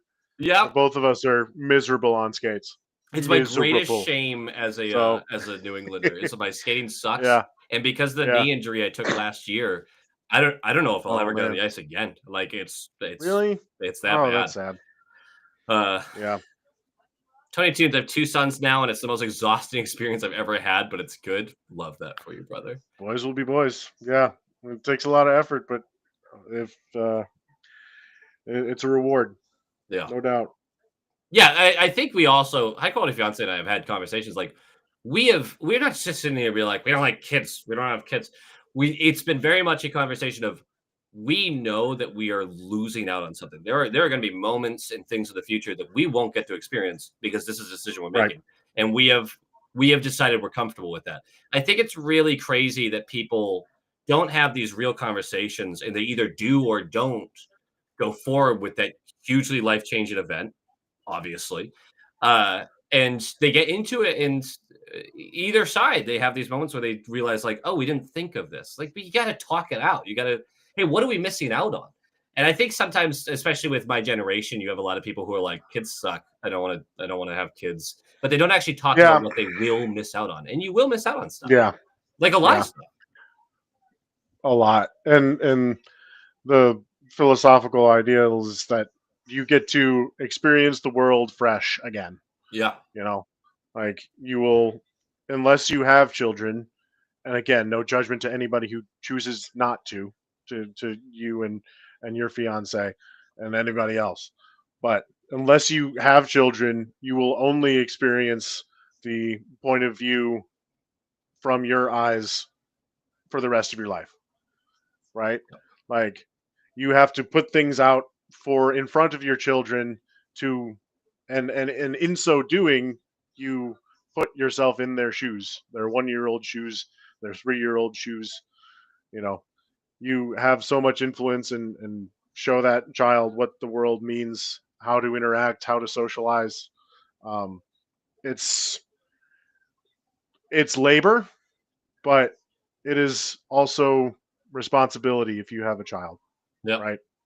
Like you were put on this planet as a result of the love of your parents, be it momentary or lifelong.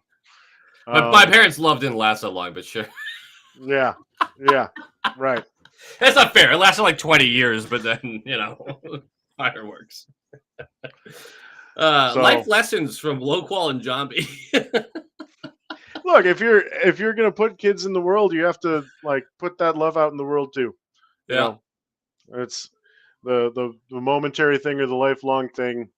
It's some kids are born out of bad circumstances. You know, there's exceptions to everything that I just said there, but by and large, by and large, you want to experience the world again and influence the experience that your children have. Yeah. So we've been talking about that more and more. We're in our 30s now. So when you get into that point in your life, that's kind of like, okay, is it now or is it never? Yeah. Getting close to decision time now. Yeah. I mean, basically, yeah. Back to a little hockey talk here. Sure. As these two teams aren't doing anything worth talking about. Jesus. Bruins Bees are legit contenders for Calder Cup. They have good talent down there. Besides Potter and the others, they have bounced to Boston and back. What prospects do you think help next year? Fraser Minton will likely be in the mix to win a job next year. Fabian Lysell, I think, will be in the mix to win a job next year. Merkulov, I think, won't be here next year. His ELC is up. I think he'll get a decent contract in the KHL. Brunet is potentially going to get an opportunity because the right side's so weak. He's a lefty, I believe. I don't know they might try on both sides. If he gets a job out of camp or if he's one of those that'll rotate in and out over the course of the season. Yeah. I think we're going to sign 2 defensemen in the offseason. Not great guys, just replacement level guys. There's some guys out there in free agency who could make a legit difference. Hey, what's up, Stevie? Yeah. The Suspect 63, I like this comment. He was saying they have to show and prove they have. Sorry, he was saying they have to show and prove, and they haven't showed or proven anything besides they're not ready. So I get defending Marchand's comments on this. I'm not sitting here acting like those comments. Oh, hold on. Here we go, Pasta. Nope. Hit those breaks though. And kept possession. It took that long for a second player to get into the zone. Blocker save. Yeah, line change, I guess, but it's short change. It's the second period. What are you talking about? Oh, Geeky just missed. Did he miss? I think he just missed, dude. I don't think that was a save. Either that or it was a block, but it went high. What a play by Zadorov. Mm, There it goes. Yeah, I that's don't think nice. there's anything wrong with defending Marchand's comments, but there is a certain point you get where Merkulov for the 2 seasons leading up to that preseason was a point per game player in the AHL. Like, Yeah. let him run with Yeah, and you never gave him more than like a fourth or third line opportunity in the yeah, NHL. and for like 3 games, 4 games. Yeah. And it's just Yeah. one of those things where you go like, okay, these guys do have to struggle at the next level too. People say the NHL isn't a development league, but like you don't go from the AHL to the NHL and just instantly be the player that you are. You still need some time. So I think that's the point we're trying to make is like this franchise through the past 10 or so years has been very reluctant to take a guy who wasn't a sure thing and just give them a little runway. And I think it's cost them. I think it really has. Yeah. It's tough to say because, there's the great unknown. They won't know because they didn't try. So it depends on there's a lot of things that we don't know. If they were to try and then it didn't work, then I feel like a lot of people would be a lot more comfortable with the decision. But it's been frustrating that they don't have any runway whatsoever. And some of them even today, like I kind of sympathize with at this point, the argument at this point, like this is the season. This is the year. This is going to be a shitload of losing for the rest of the year. It can be unhealthy to be in that kind of environment. And a lot of the guys, it got blocked. That's what happened. JT Compher blocked that. Wow. That was a great save. Great block. Where was I going with that? I mean, yeah, basically, you want to, if you have the AHL and you have the NHL, you want to bring them up in the same relative position in the lineup. If you're a first liner in the AHL, you want to give them the opportunity to be a second or third liner in the NHL. There's something proportional to that. And the Bruins just haven't had that opportunity. Kind of. They've had the opportunity. They haven't been willing to take the risk. Yeah. I don't know. I'm talking myself out of this in real time here. Like I understand wanting to build a team and build a winning culture in a lower league, and that has value. But there should have been more opportunities. I think both points are valid. Yeah. I actually, Scott Lano makes a point here.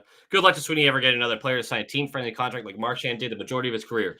That's actually kind of a misremembrance of the situation. Marchand's contract, the 675, was 9% of the salary cap at the time. Right. Like it ended up, he was It was a fair value contract. More than that. Like I absolutely get that, but that was fair value at the time. So there's a lot of like rewriting of history with the Bruins because that top line became worth so much more than they had originally signed for. They were just so excellent. But at the times of signing their deals, most of them were like, oh, that's a little team friendly by $1 million or so, but still a large chunk of the cap. Right. Yeah, I mean, the term on the Marchand deal was the thing that made the most difference. Yeah, I'll give you that. 8 years. If he's willing to sign for that long for that AAV, then yes, that is something that ages just wonderfully. But I don't necessarily fault Marchand for wanting more than what was being presented to him. And I find it really disappointing that was like that deal. If you take the deadline for Don Sweeney as a whole, he won. Like, I don't really think, unless all of these guys bust out, I don't really think you can argue any other way that you're going to, for Charlie Coyle, for Trent Frederick, for Brandon Carlo, like all these guys are great value deals. But the headliner sucked, man. And that's the one that you get judged off of. So, and I don't know, did you watch the Florida versus Utah Hockey Club game with Marchand? With Marchand just the other night, just last night? I couldn't do it. Yeah, was tough, man. They were just gushing over him the entire night. Yeah. And you see other teams' reactions to that, and you think like, okay, you couldn't meet him at 7.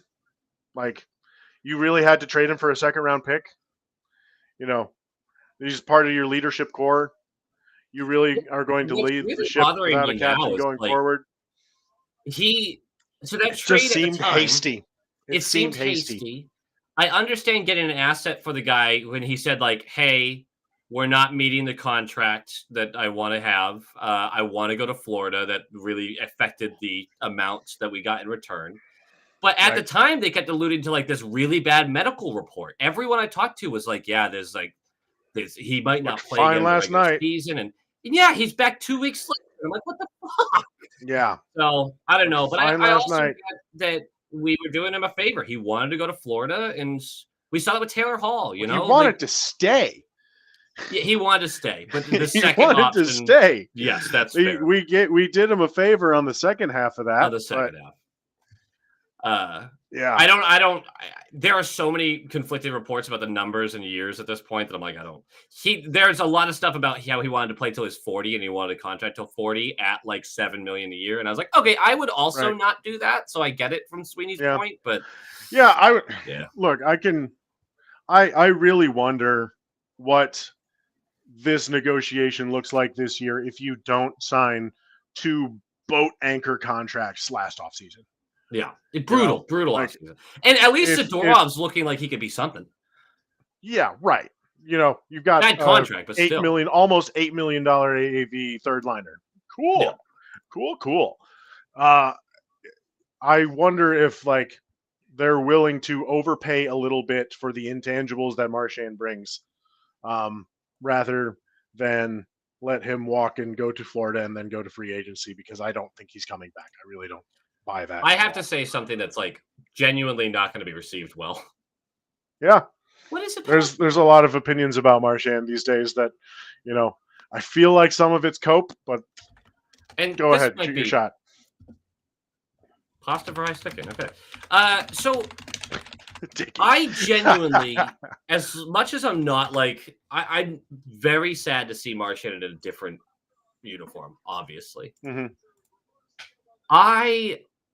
There's a sense of relief of the Bruins finally moving on from 2011, or just from this generation. Finally, there's no one left from that team. We have been losers. We've been a great team for the next fucking 14 years, but we have not won another cup in 14 years. We've just moved on from that. We're also This shouldn't be ignored. Oh my God, Zadorov. Woo! Yeah, see, that's what I mean. The tools are there. Yeah, the tools are there. At 30, the tools are there. But this shouldn't be ignored. We talked all year about how this was a rudderless team. It constantly gave up in games, just absolutely gave up, and whether that was talent level or heart or whatever you want to call it. But we kept talking about the leadership in the building, and for some reason, it never came back to Marchand. It was always about the coaching and the front office and the other players. And I mean, a piece of me, it's starting to be every interview with Marchand, I was like, dude, are you going through the motions? What is happening here? And so honestly, a piece of me was when it happened, okay, good. We're moving on. And the leadership is going to have to find a new voice. And because the team floundered for months. Marchand doesn't deserve the blame for that, by the way. That's not what I'm saying. I'm just saying that they're. Wotherspoon's hurt. Turn, Wotherspoon, turn. Just turn your body a little more. Take up a little more space. That's so bad. I'm so hoping he's okay. What are you gonna do? Is he? He can't even get up. He can't even get up. Oh, this is Larkin's bad. got the puck. Raymond, and the Red Wings players feel bad, but they're like, we gotta do our job. Score. You fucking hero. He seems to be okay. Great save by Swayman. Fucking great hero. Save. Swayman better not let one in right now. Do it for Wotherspoon. Come on. Good clear. Yep. Holy shit, this period's almost over. I had no idea. Gutsy by Wotherspoon. Yeah. Good shit. For me, it's moving on from 2019 and 2022, 2023. And it is. I mean, it is moving on. Yeah, from you that. look I at mean, the. I know we there's still have what, a couple 4 pieces, players, 5 players on that Yeah. team from the regular season record team. Yeah. And no leaders. Comfort yeah. didn't get a shot off. I mean, Pasta obviously is a scoring leader, but not like a vocal leader.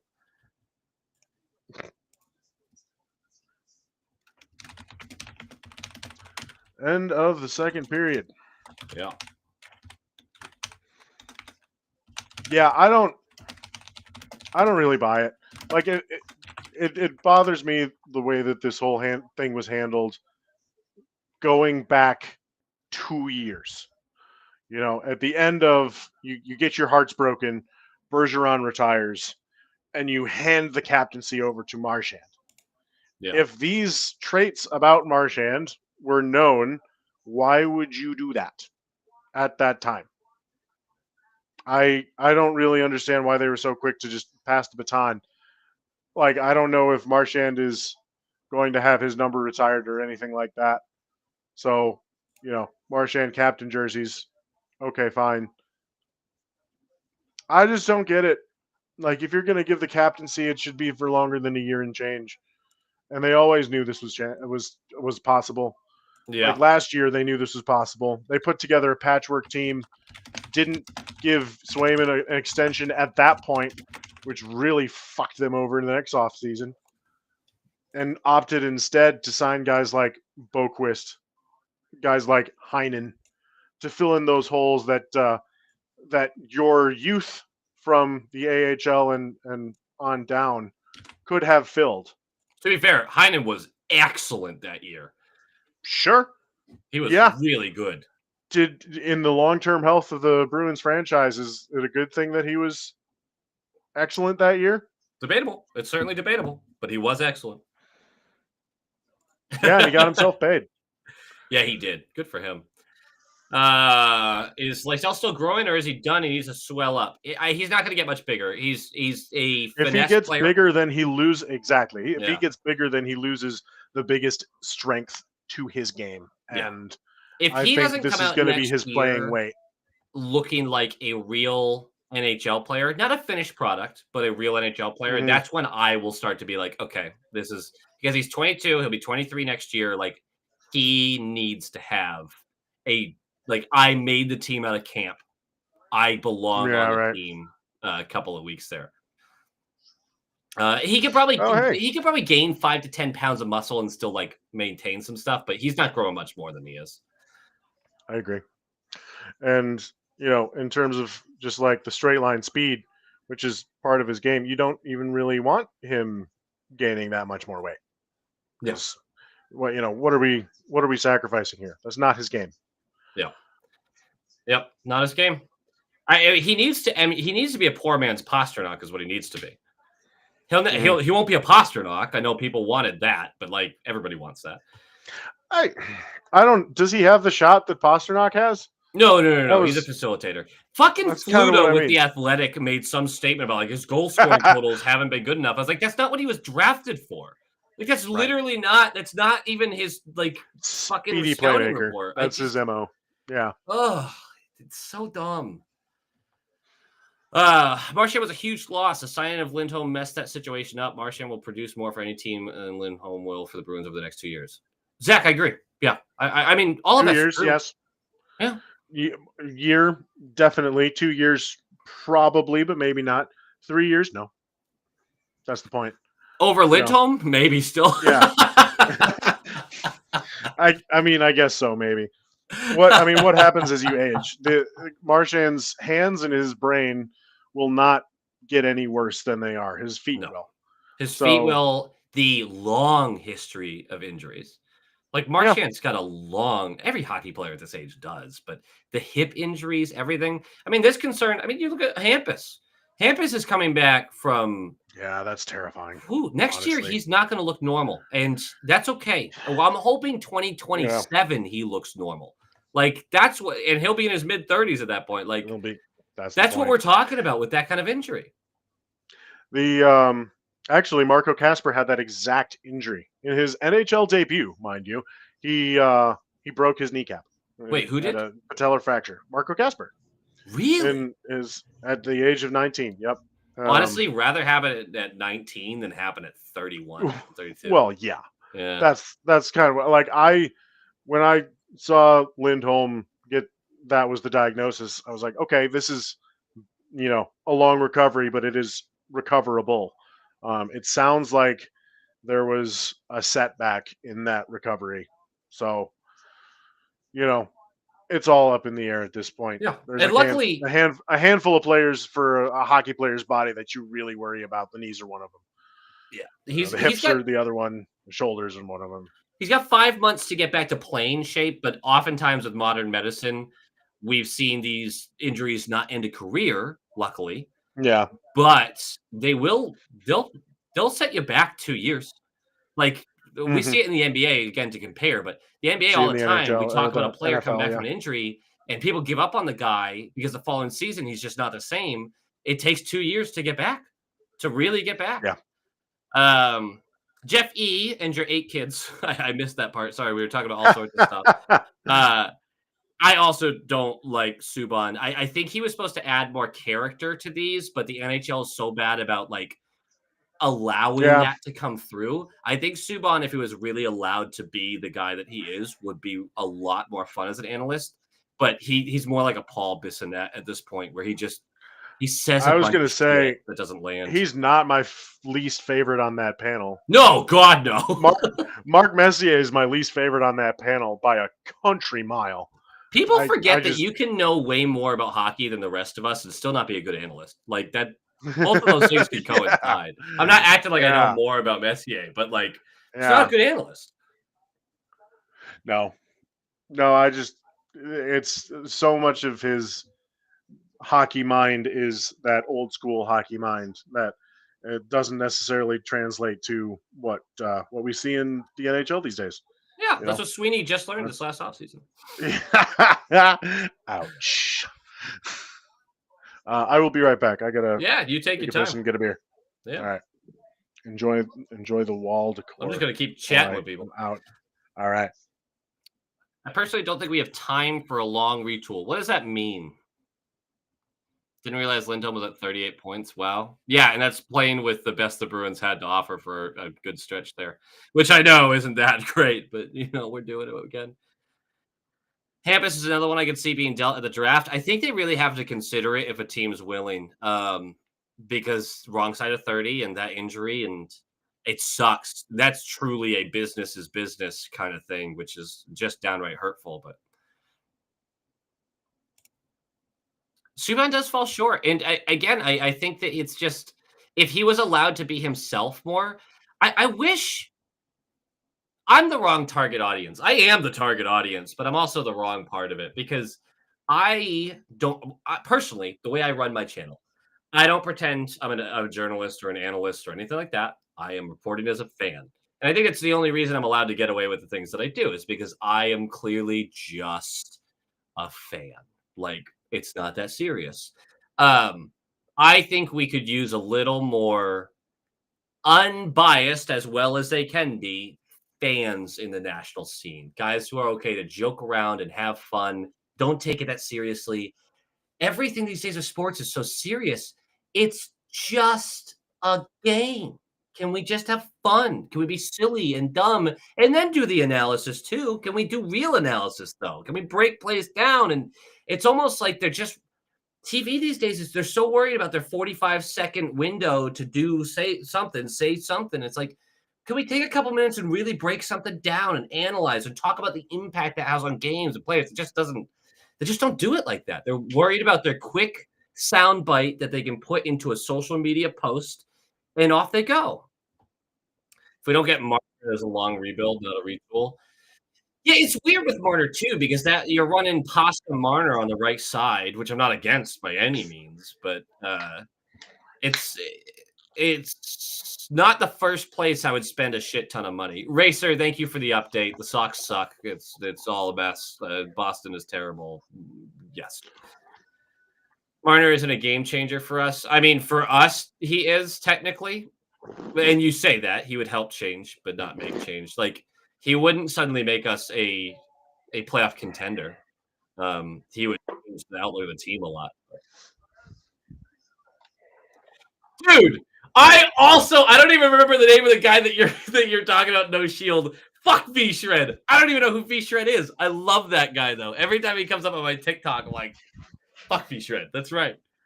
Guy's ripped out of his mind. I miss the gym. I got to get back. I've had these injuries that I haven't been able to afford to rehab, and it's just been it's changed my life. Not for the better. Not for the better.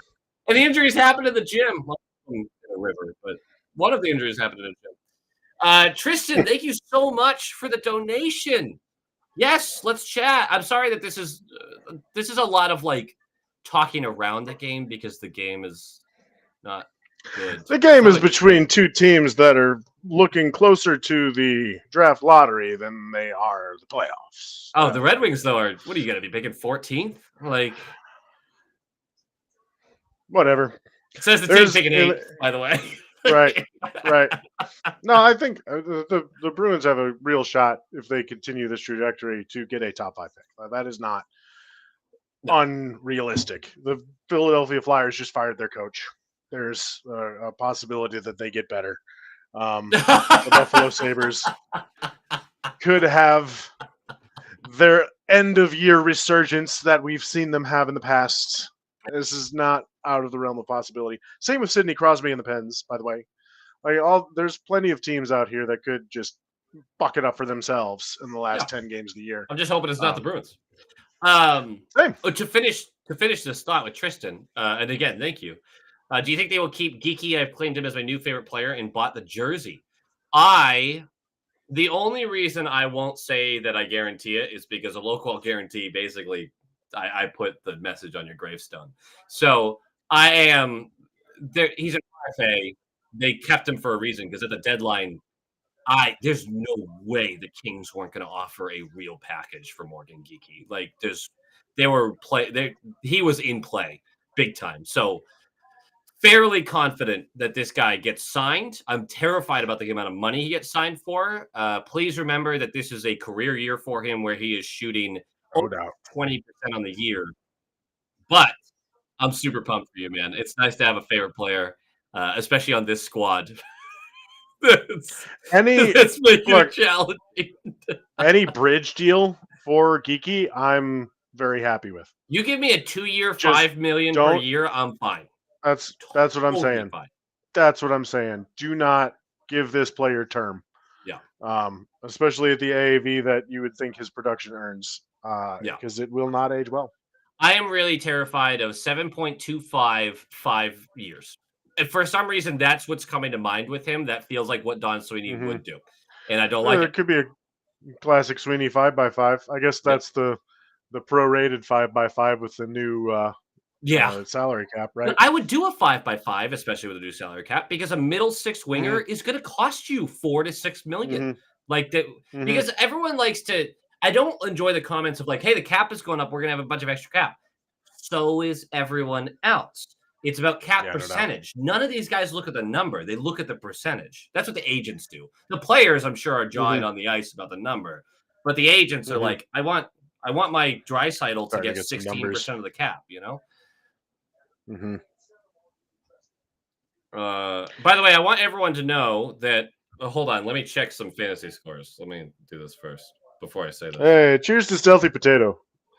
That guy makes the best drinks on the entire Discord. Does he? Cheers, Stealthy Potato. He? Stealthy Potato, first of all, he donates for every video because he's a psychopath. Thank you so much, brother. Once again, geeky forever, geeky good. Right now, the semifinals for the fantasy playoffs. Shit. Holy shit. What? Am I losing? Jambi, you are right there. No, I'm not. Yes, you are. You're 11 I haven't looked at it behind. since the game started. Get the fuck out of here. What? Even with Gus having the game that he did? That's crazy. Oh, wow. Stolarz really showed up. Okay. Holy shit. No wonder. So, okay. Jambi is currently playing my closest friend in the world. Yeah, I still don't think it's going to happen. He's still got JT Miller to go. And all I've got left is Hyman and Wallman. I currently have a got Miller, Dunn, 95-point lead. He's got some studs left. And I have more points than my opponent's projected for. So if I blow this, this is on me. Yeah. If you allow the finals to be me and my closest friend, It's going to happen, dude. like, you piece of shit, how dare you allow this to happen? What do you mean, how dare me? How dare freaking my top 3 picks get injured? How dare? Yeah, your top 3 picks did get injured. I played last 3 of my top 5, at least. Is it this week or last week that I play the guy who had Connor McDavid? No, it's this week. He had Connor McDavid, who's out for this whole week. This guy has kicked my ass. I have 4 losses on the year. This guy had 2 of them. He kicked my ass in both our meetings. Yeah. Yep. And no McDavid, no W's. That's the name of the game when you draft 1 overall. Yep. So first round pick, Matt Tkachuk. I think I was 8th or 9th or something in the draft order. Was pretty happy with that. It was either him or Kaprizov, and both of them would have ended the exact same way. So fine. The second pick was Jack Hughes. Jack Hughes got injured right after the 4 Nations break. Yeah. The 4th pick, because I'm pretty sure it went, because I think I went Hedman in the 3rd round, and I think I went Dougie Hamilton in the 4th, and Dougie Hamilton's out for the year too. So, dog, what are you gonna do? You can't miss on 3 of your top 5 picks in a fantasy draft. You can't survive if 3 of them are injured. Yeah, no, you were in the situation where you're like, I'm going to patch it together. I'm not going to get too heated about it. It's going to be what it's going to be. Right. Like, there's nothing else you could do. My team has, up to this point, had incredible... incredible luck health-wise. The only massive piece that I lost to health was Parayko, which I had the strongest defense in the league when I had Parayko because I had I'm not going to lie. And Parayko. I don't think most people expected all that much of Parayko. Nope, that's why I have him be your most significant injury is a statement. Yep, the second week of the season, I traded Jonathan Huberdeau, who started hot, for Colton Parayko. He's had a decent year. And he did. He was fine through the year, but I traded with a player who had a very tough season. And Parayko ended up being a top 50 player until he was injured. So that great comment on the screen there. I just noticed that. Yes, I think that's a good point. I think that is a good point. And I think speaking of fantasy hockey, Brian Rust is an awesome fantasy hockey player. The same player I traded Huberdeau for Parayko, that guy dropped Raquel. And I got him, and I was like 9th on the waiver wire, and I somehow got him. I couldn't believe it. I'm like, I get Sidney Crosby's winger, fucking dope, dude, and he's been a top 50 player too. Yep. Yeah, you had some good luck, and good luck. And you had some good my pickups, draft is crazy good too, though. My most of my players are from the draft. I ignored goaltending, which worked out. Cheers. Yeah, totally ignored goaltending, which so far has worked you got out. Aiden Hill. I got Aiden Hill. Aiden Hill's been a menace. Yeah, he's been good. He started the season like shit too. I'm glad I kept him. But no, the Bouchard, Makar on the defensive end are just against any team. My defense pretty much wins, right? Like those 4 slots versus my 4 slots, I'm going to come out ahead. Bouchard, done. Yeah. And then Brandon Hagel has had a career year, which I very much was certain of, but I was certain of him and Peterka. And Peterka's been a waiver wire ad for a bunch of teams at this point. So you don't hit on all of them. For me this week. Yeah. He's been good. I picked him up for the playoffs, and it's been okay.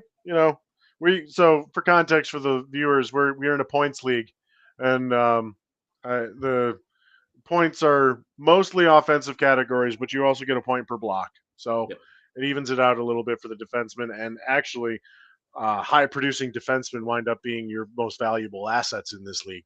So having a guy like Makar as your first-round pick, and then following it up with Bouchard was that 2nd or 3rd for you? I don't remember. I think it was the 2nd round. Yeah, I think I had mostly defense done before I got anything else. Yeah, and a number of our teams kind of neglected that, and those are the teams that are not in the playoffs. You know, 14-team league, 8 teams make the playoffs. I'm a firm believer in positional advantage. Like, best player available makes sense. Don't get me wrong, but I chose Cale Makar is not a great example, but Willie Nylander might have been my second round actually, and then it was Bouchard. Either way, if you have an opportunity between two players that are going to score similarly, you go for the position that, like, well, will my defenseman outscore his defenseman? Like, will that be an advantage for me? Whereas wingers and stuff, you have career years from guys you didn't expect. You do your work on the waiver wire, you can usually make up some points. Obviously, you need a lot to go right to be in the semifinals of the year, injuries and things like that. So, yeah, you have to know what you're doing, more or less. More or less. I shouldn't miss the playoffs in my own fucking league, right? Which I've done. Embarrassingly. I was right on the cutoff, too. I thought it was, that was the year I thought it was divisional, not overall. So I was like, I squeaked in. Great. And then they're like, nope, the other division was stronger, bud. Sorry. Yeah. You were a wild card at best. It was just the division winners for it mattered. Yep. Cammy plays, you can join the Discord. Yeah, if you're in the Discord, we there are usually some people. I think we have a little bit of a backlog. We got to figure that out, but we do have to figure that out. There are usually We're also talking about making it a keeper league. Yes, we were talking about that. But there are usually some people who are like, "Hey, I can't focus on this to this level. I need to move on." And yeah, we had a lot of turnover from last year to this year. Did we? From year 1 to year 2, it was not as great. From year 2 to year 3, we probably turned over about half the league, and we expanded. That's right. Yeah. Yeah. There's no extra expansion fee, by the way. Unlike the NHL. No expansion where we're about to see 40 fucking teams. Lysell with a hook? Is that what they call them? In the offensive zone. Okay. That's the hook? Oh, that's the hook. Yeah, that's okay. Probably a good call. Yeah, that's the hook. He helped it along a little bit, but it was definitely a hook. Definitely a hook. Look, I don't mind that kind of diving. That's not diving. Like, yes, he clearly performed the penalty. Like, if you get somebody's hockey stick coming up within inches of your face, you're going to react. That's not selling a penalty. That's a natural instinct. A natural instinct. Yes. Yeah. Unlike Lundell on the Panthers, who, if you're anywhere close to him, he acts like you just shot him in the testicle. I fucking hate that guy. I hate him so a couple much. guys. I wanted him so much in the Marchand trade. I knew he wouldn't be in it, but I wanted him. I was like, he's a diving piece of shit, but he's a great player. Well, that's the disappointment of the Marchand trade. Like, there are teams out there who would have paid their left nut to get Brad Marchand. Yeah. And you got a second-round pick 3 years from now, or a first-round pick potentially, which, I mean, realistically, if he played as well as he did in Game 1, you do expect that to be a first-round pick.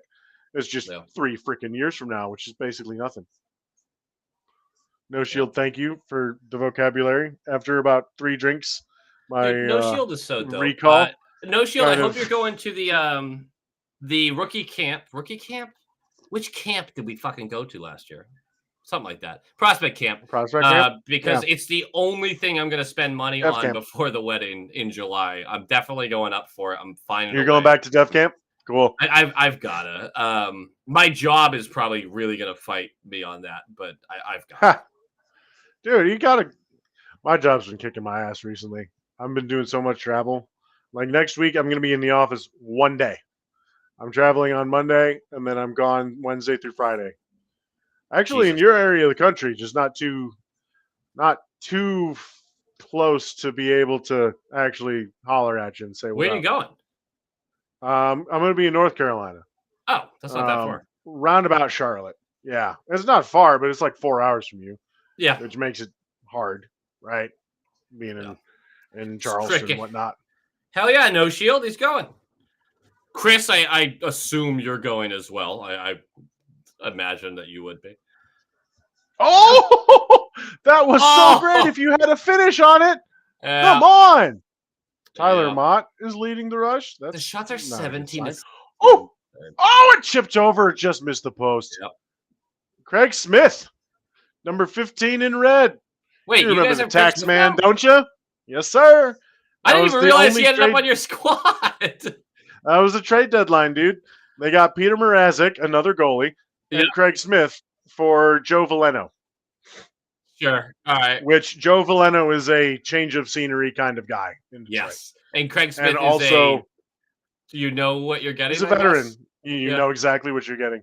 You're getting some spark in the bottom six, which is what this team needs. Yep. So, I think in a vacuum, it's a good move.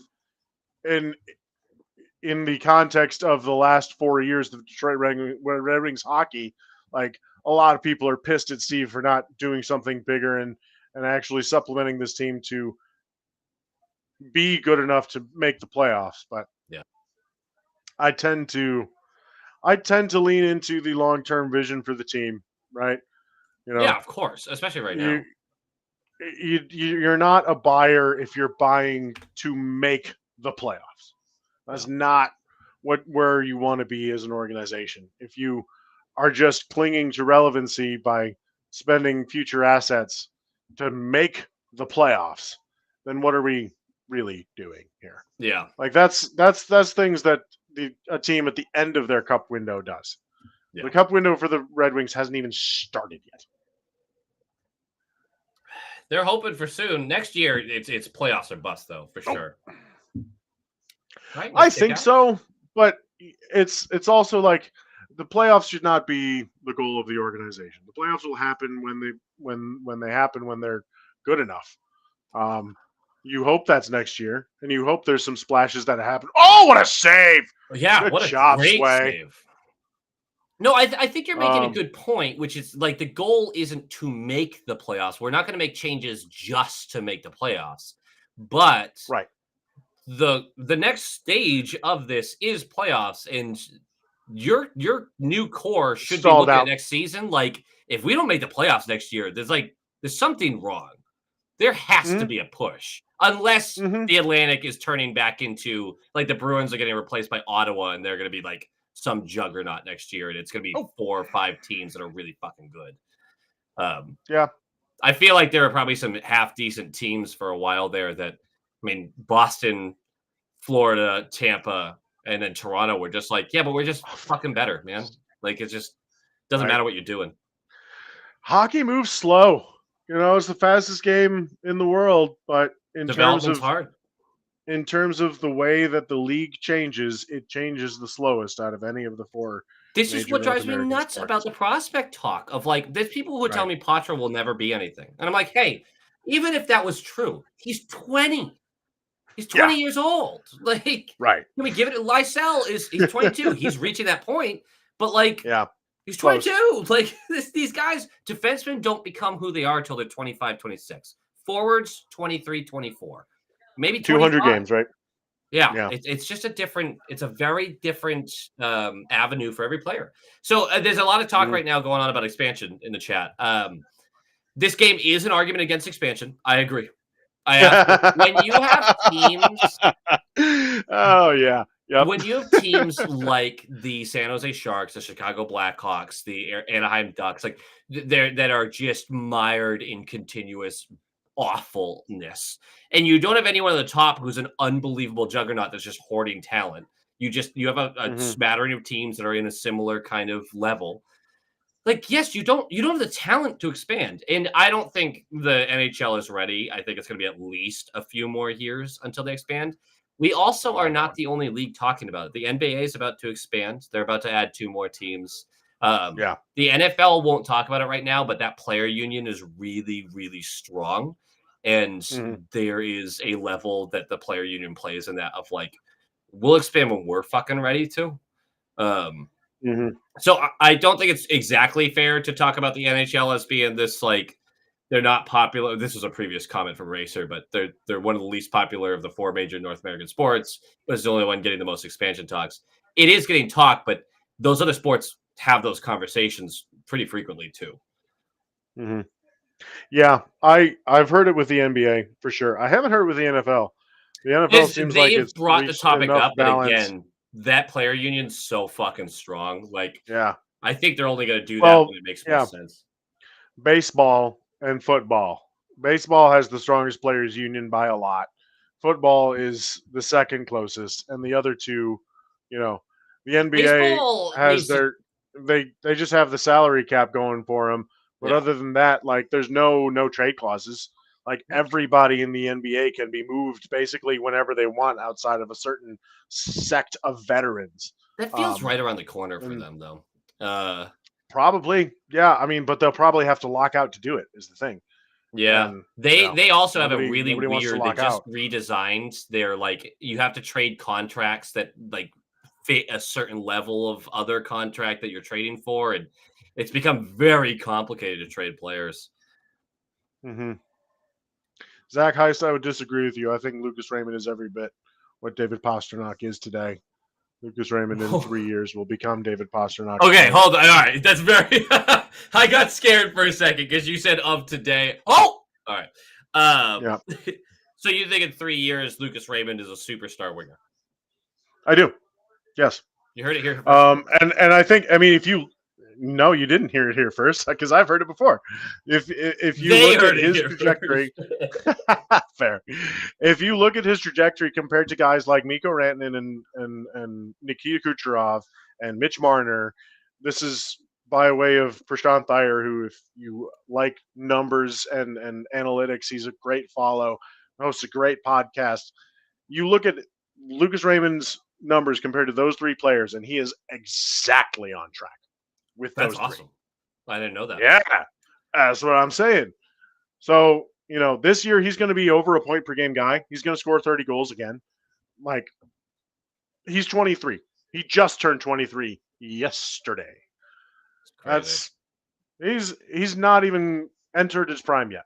And people still call him streaky.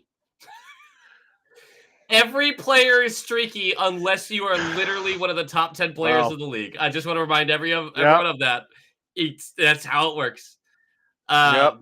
The Detroit Red Wings especially, they're a very, very streaky team. They are legitimately a streaky team. It's just and that was the story of every years, free agent you got was like, this guy's good. He's streaky. Yeah. But like that again, Yeah. Every free agent is streaky, but Detroit especially so. It's they've got these run hots where they'll win like 8 of 10, and then they've got these cold streaks, and they tend to have 11 in the same month, 3 of 14 too, right now, which is strange. Like it's always the month of March and December where the Red Wings just like kind of take a shit all over their own chest. Well, that speaks to the youth though, because this is when teams are ramping up and like things are getting more playoff-esque. Right. I like this point here. MLB expansion has not been talked about at all. The MLB has to fix their farm team issue before they talk about expansion. They have too many major league teams that are just farm teams for opponents. And that has to be resolved before they can expand again. In my humble opinion, who's not a huge MLB fan, but like you can't have a team paying 2 players the entire fucking contract, like the entire amount of the other team's full player salary. Like it's just not. There's a lockout coming with the MLB. Yeah. There is a lockout coming because this is just ridiculous. The imbalance in this league is just insane. You've got teams like, with the Tigers, they have been big spenders in the past, but Chris Ilitch is not his father, so you wonder if that's ever going to be reciprocated in this next generation of Tigers ownership. Yeah, but you look at teams like the Pirates with Paul Scanes, right? Like, there's no way he's remaining a Pirate. No, God, when he reaches free agency. Do they have way? How do you have franchise Absolutely legends none at that point? Like, that's what I mean. Yeah. This is such bad hockey. This salary cap type stuff needs to be a real conversation with them, or at least like an NBA type salary cap where you've got different windows. You've got taxes, but taxes don't mean shit. Yeah. There's no hard limit on the money you can spend. And look, I get the salary cap is the last vestige of communism or whatever the fuck that argument is. It's about creating the best product for your league. And the best product for your league is one in which any It's team in the competitive. league can compete. Yeah. I like what the NBA does. Gerard, Tarasenko Big saves. blows it over the edge. Big saves. Yeah, I like what the NBA well, does with their Tarasenko just missed. aprons. Like you Yeah, are agreed. super taxed. So, like it doesn't. It allows teams to spend if they want to, but it does put a cap on them basically. Before expansion, the NHL needs to stabilize, relocate some of its floundering franchises. Now, luckily, the NHL is in a position where there's not a lot of franchises to talk about in that they did. Right. Because what you're really referring to financially is Winnipeg. I'm trying to think of another team they're so good. That's floundering financially. Who else is? Yeah, is honestly, there another team that comes to mind? Nothing. No. I'm trying to think of some teams out in the West Coast, and they all seem like they're probably doing okay. Yeah, Anaheim, it's literally just maybe. Winnipeg. Yeah. Because Edmonton and Calgary have both been kind to their franchises. Yeah. And at the end of the day, like you are seeing teams not spending the cap, but those are rebuilding teams. Those are teams that have no like. There's no reason to spend. Why am I spending the money? Like, who cares? Right. Kami, I'm loving that DeBrusque is well liked in Vancouver. He deserves to be. I love DeBrusque. Good. I will never not love DeBrusque. I think he would have made this team a hell of a lot better than it was. I like this. What do you? Parker Smith asks, "What's your perfect offseason look like?" Oh God, this feels like a good conversation to have. It's an unfortunate. There's a lot of different things. There's a lot of different things that a lot of different directions that we could go with that. Now, with the asterisk that I'm waiting for things to make sense, right? Like, I'm going to get through the season, then we're going to talk about draft. We're going to do the draft. We're going to talk about off season. Like, it's going to take time for me to do research and everything like that on what's actually available. My ideal off season is sticking with the plan. You do need to get somebody else in for your top 6 on the left side, preferably, or a center, but there's not a center available that's going to make sense here. It's avoiding the Elias Lindholm syndrome of, hey, it's best available. Best available does not mean the right decision. It almost never does. You want to get honestly, I think the best case scenario is, based on what I've already looked at, is a left winger because the center's not there. A left winger that can play in your top 6, keep Pasternak happy. A right-handed defenseman who can play top 4 minutes consistently. Okay. There's not that many of those. There's not that many of those. That's what the offseason is really focused on, because you have to find out if Swayman rebounds next year. You have to find that out. You are going to be forced to play some of your younger guys, your Fraser Mitten, your Lysell, your Patra. Like, you have to find out more about these players, and hopefully you're ramping towards a playoff team. I have committed to next year not being a playoff caliber year. It just can't be this fucking year. Like, it can't be as bad as what we've witnessed through this. You could be in a worse draft or a better draft position next year. It can't look like it's looked this year, which has just been completely rudderless. I need a plan, is I guess what I'm trying to say. But have you seen Gavin McKenna? Gavin McKenna looks like he's Mario fucking Lemieux. Yeah? There's a real argument to try and be as bad as possible to give you the best chance to get that guy. It won't happen, though, because we that still guy have... changes your franchise. The Boston Bruins still aren't that bad. Like, they won't. Maybe. Pasternak, McAvoy... They've been that bad. Maybe Swayman. But you can't do it with Pasternak. You just can't be the worst team in the league with David McAvoy and Lindholm being missing makes a big difference. You know, but just look at the last 2 weeks. This is the last month, really. This is a bottom 5 team in the league. It's the worst team in the league over the past month. Yeah, absolutely. But right. I think if McAvoy's playing, I think your best case scenario through a season is Also, you have the McAvoy wasn't fourth that best good this year. odds, fourth or fifth, right? Mhm. Something like that. Because also you're Mhm. talking about a power play that, holy shit, with David Pastrnak that cannot score a goal, a penalty Yeah, kill that cannot buy a kill. Like, there's a lot of stuff not that's as bad as very Detroit. that fluctuates season to season that I just don't see next year.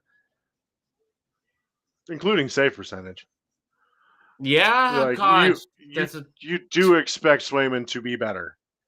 you Maybe expect not like 915 better, but probably like 905 better. which is Definitely 6 more not wins. 890 better. Yeah, like Right. Right. I think it's really hard for this team to be the worst team, and also Are you the looking worst at team this as a. graphic right now? Boston is not shot this period. Oh my God. Jesus. Is with a 1-goal deficit. Sorry. This is what go I'm ahead. talking about, man. No, Yeah, there's I nothing to think talk about with this game. I think it's close to impossible for the Bruins to have the best odds, and even if you have the best odds, that's like what, a 25% chance. Yeah, I mean, there's other prospects at the top of that draft. I have not taken a look at the 26 draft yet. A shot! Because hey, because that's like a year and 3 months away. The only one that I know is McKenna, and then DuPont's a year behind him. Those are like that's kind of typically how it goes, though, right? Like you hear about the big prospect a year in advance, and then you hear about every other prospect in their draft year. Yeah. Have you looked at the draft yet? Not substantially. I've looked a little bit, but Okay. not like deep dives. I do want to say Okay. thank you to Kami Plays for a donation again here that I really greatly appreciate it. Again, wedding fund. Oh yeah, Guys, seriously, I really I'm look. I'm I super know chat your I'm wedding fund. sponsored for it, so there's that little bit of like, okay, dude, but this is You want to plug your sponsor? that We got a is commercial here. yeah. I wonder if I can. No, it's not with it. We'll do it tonight. But this is a sponsorship that's specifically designed for people who watch this channel. Like it literally is. It's like, hey, you're kind of a hockey nerd. You jump on YouTube, you watch other hockey reviews. Like you like hockey. You really like hockey. This just seems like a really great community. I want to do a deeper dive into playing with them and creating my stuff. And like, it's just a really cool thing, especially because our hockey team fucking sucks ass. And this would be a nicer way to enjoy it. D&D hockey. That's really great. Hey, and I know the personally Providence some of Bruins are in the run it. playoffs. Sorry? The Providence Bruins are in the playoffs. Hell yeah! Clinched a spot today. Cheers to Providence. Cheers to Providence. Nice. Wolf Warrior, welcome back. We have David Pastrnak. Yeah, I think that's probably on the previous conversation. Porter Martone from Jack O'Brien. That's the most recent comment I'm seeing on the top of the screen here. Oh, I know like almost Porter Martone. nothing about Porter. I know almost nothing about him. He is a power forward who I'm not sure if it's just the lower levels being restrictive from a physical game or if it's him. That's the thing that scares me. Like, if he's a power forward, then he needs to show some damn power. And he has in terms of like his skating and his ability to box people out and beat people to the puck and win board battles and things of that nature. Is he an enforcer type, like somebody you don't want to fuck with? That's what I'm not totally sure about. Like, that's what brings Porter Martone in from a top 5 pick to a top 10 pick, respectively, is a team's belief that he can bring that type of intimidation factor that everybody craves when it comes to playoff hockey. Yeah. So I like Porter. I do. But there's a lot of doubts in him that make me prefer a more skilled player like a Frondell or an Eklund over him. Just so you know, Mario is hurting my feelings in the chat here. Did he say 2009? Because I'm pretty sure that I haven't drank enough to be double visioning right now. Does that say fucking 2009? That is the year I graduated high school. Yep. Mario, is your goal to hurt feelings? It catches up to you, man. Goal, it catches up to you. Fuck, man. Malone and Higgins are jostling for third. Wow, Malone made a jump though, I think he means Martone. or Bartow. There's a lot of people who are saying Higgins is going to fall out of the top 3. I do not buy that whatsoever. I just don't. Like, the difference in leagues, what we were talking about at the very beginning of the stream, the difference in leagues between the OHL and the NCAA is massive. Oh, huge. So you're talking about James Higgins, who has started to develop his game into like a serious contributor in the NCAA level at the age of 18 years old. That's huge. That's like, that means so much more than so much of this other production than any of this stuff. Like, I think it's a coin flip between Misa and Higgins. I still do. Yeah. Because Higgins either one is I'd be producing, ecstatic about. yeah, no doubt. Be pretty fucking excited. Oh shoot, there was one that I wanted to. Oh, You'd wifey rather pot is Martone over be a here telling Landeskog me. than a Wheeler. I get that. Yes, absolutely. Yeah, Absolutely. no shit, and he could be. That is legitimately within his wheelhouse. Abby tells me that there was somebody who was potentially suffered a serious medical episode in the Oilers and Flames game. Jesus. So we send our thoughts and prayers out to that individual and their family. Yeah, absolutely. Absolutely. Jesus, I hope. Yeah. I don't know any details other than what my wife just told me, but God willing, that person makes it out okay, and their family doesn't need to suffer a loss. Yeah. I don't see anything on Twitter directly about it, but I'm sure it's there.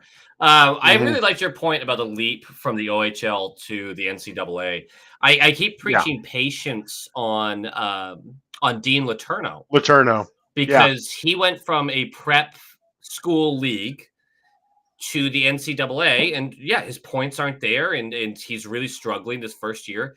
But I mean, I said this during development camp. That's what's going to happen. He's going from what is the equivalent of a middle school team to like varsity level immediately.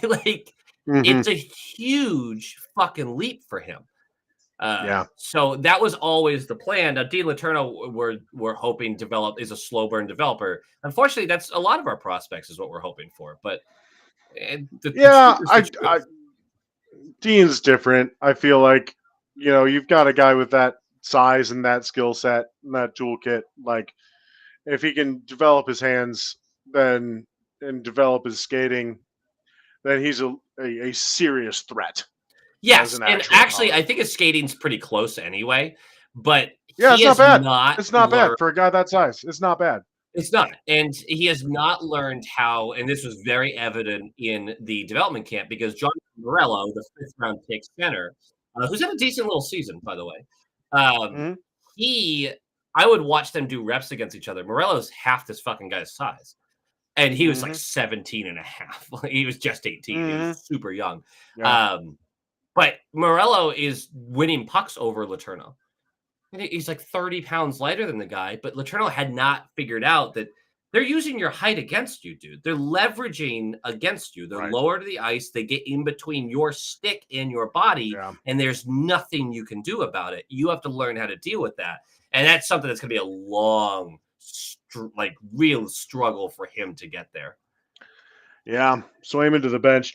I feel of two minds about this. Like, I feel like, yes, this is not the year that you should judge Dean Letourneau, but at the same time, like, something's got to happen with this guy. He's playing 3rd line, 4th line in Boston College, and by all accounts, like, his intangibles, the things that he's doing off the puck, like, they're developing decently well. But you gotta start putting the biscuit in the basket. That's just what it's about. And next year, I think there'll be more of a conversation. Yes, my point exactly. Like, this is not necessarily a bigger concern for this season, but next season it will be. And if he doesn't start producing at around a half a point a game or better, then I start to get concerned about this guy's actual ceiling. Yeah, and I think that's very fair. Tristan, I was, how old was I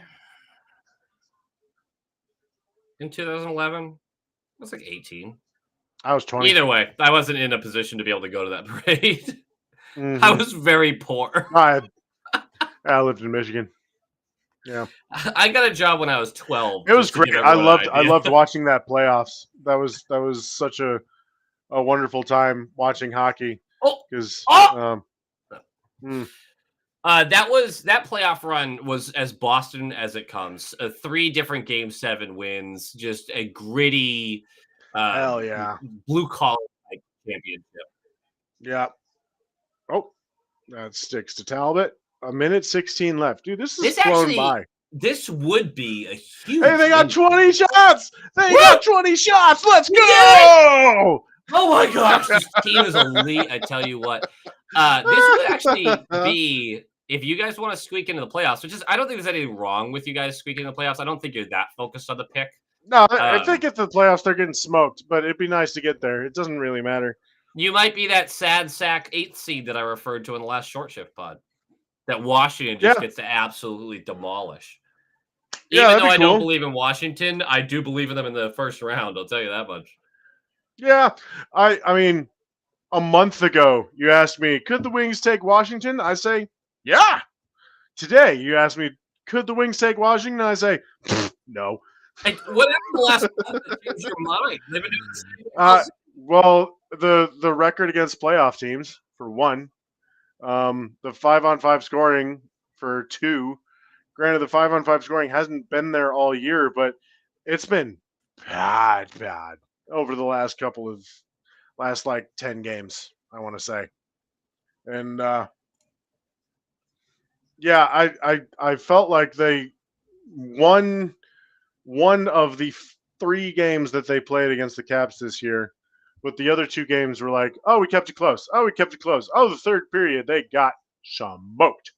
So, I don't know what you're going to do. Couple, you're gonna yeah, drink. I see the That's what you're drink. gonna Yeah, do. we'll drink. Cheers. Couple comments here. Letourneau was too far off of an off-book pick. He went almost exactly where he was projected to go. So I'm going to have to disagree with you on that. Oh! Yeah, maybe. Depends on who you listen to. And yes, it does depend on that. But, like, he was 20s for basically every scout that I had read a report on. Yeah. Oh! It's right there! Are you kidding me? This team's fucking. Are you kidding me? This team has no finish. None. That was directly into the mitt, though. GG's poor to Boston Middlestat. 2011 crazy 7-game series. Yeah, there's a lot to talk about that finals, Kami. GG's to you as well. I love how you guys reacted by burning down your city. I respect the hell out of it. Go Eagles. Seriously, like they're not alone. They're known for it, but they're not alone in it at all. Let's see here. You were at Chris was at the parade. That's very cool. Tristan was at the parade because he knew he wasn't getting another one. Sheesh.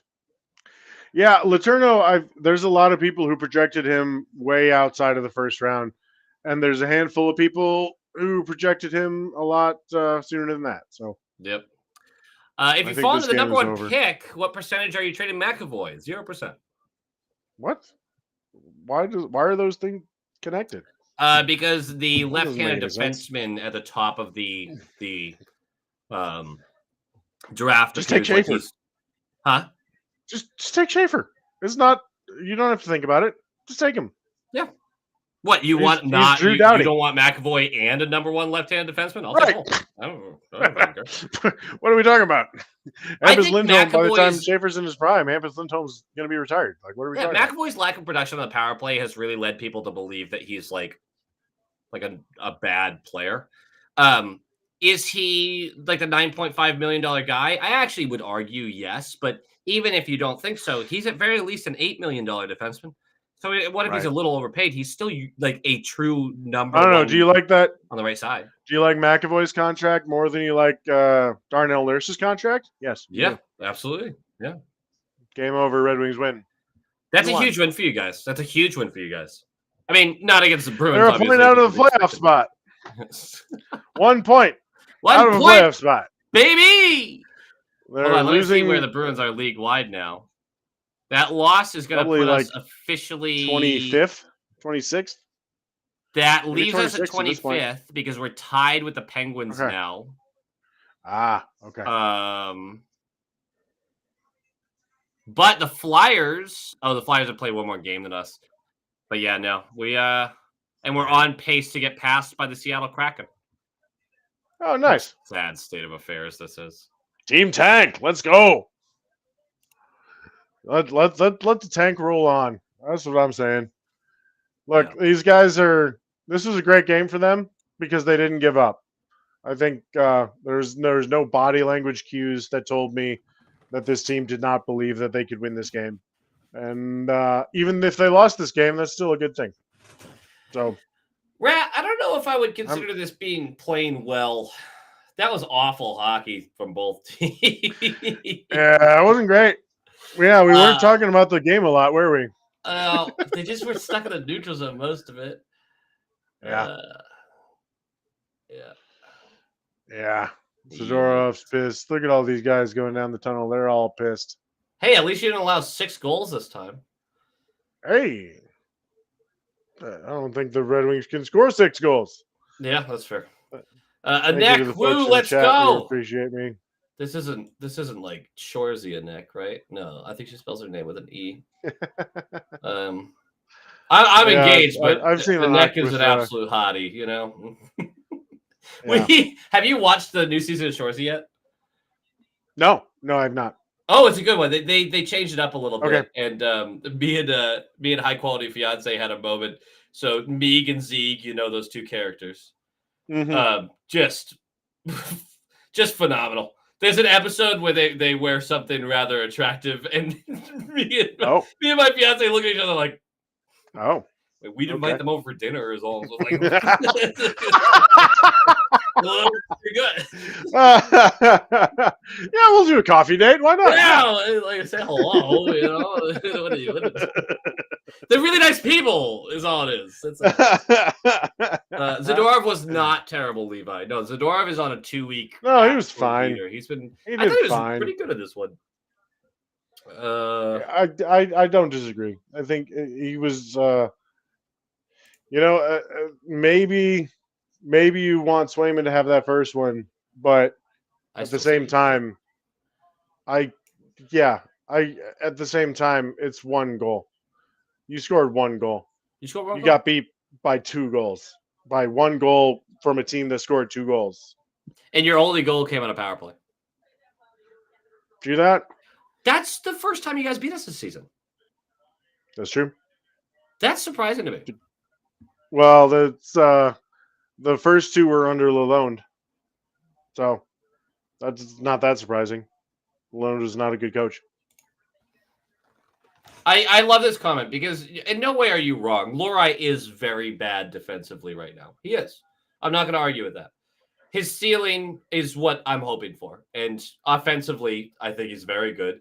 He's been weird the past few weeks. I feel like he's injured or something because he's been very quiet offensively the past few weeks. But yeah, yeah. that happens with any young player. You're gonna have streaks where it's just not forcing the way. He hasn't hit his 200 game threshold, which is what I consider the landmark for defensemen.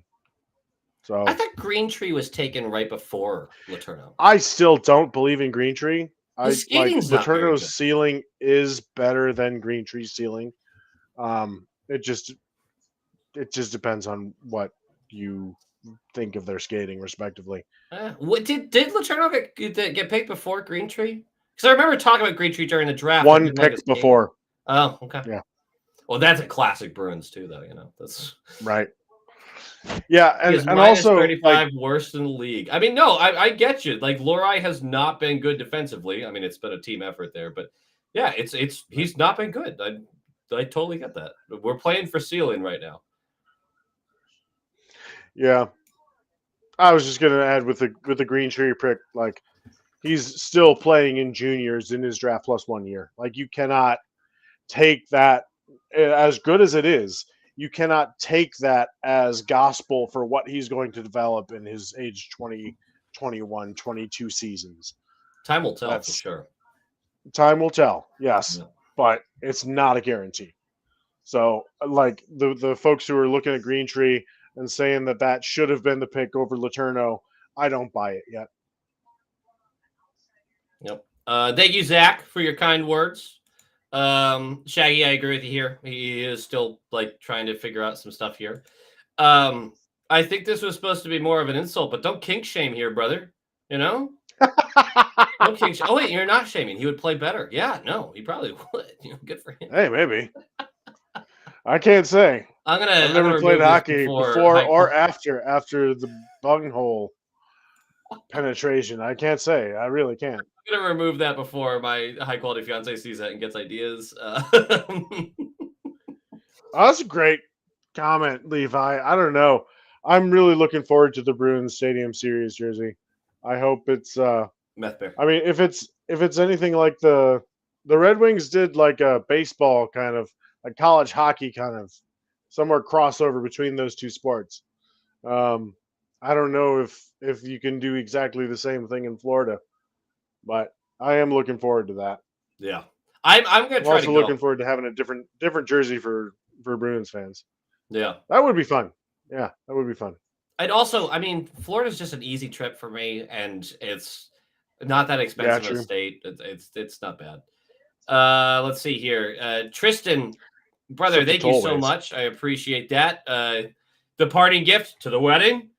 Who's the better geeky? Oh, I think Connor Geeky's the better. Morgan or Connor? I think in the long term, it's going to be Connor. I don't think there's enough data on that. Right now, it's Morgan. Totally. Like that's my. I think you could justify either answer. Yeah, I think so too. And thank you again for the donation. It's very kind of you. Yep, Kami, absolutely. We're going to talk about it. I got a little bit here for the video tonight, which we'll get in front of a few more people, and then I'll run that for the next couple of videos. So it'll be great. That'll be great. That'll be great. All right, hold on. Just trying to see if there's anything else before we call it a night. LQBF Jambi wedding? I don't know what that means. If you want me at your wedding, I'll go. Do you want to officiate the wedding? I'm not a minister, but for you, I would learn, brother. And that happened to me. Another donation. Thank you so much. You're so generous. My goodness. I never know how to react to this stuff. I just really appreciate it. I really appreciate it.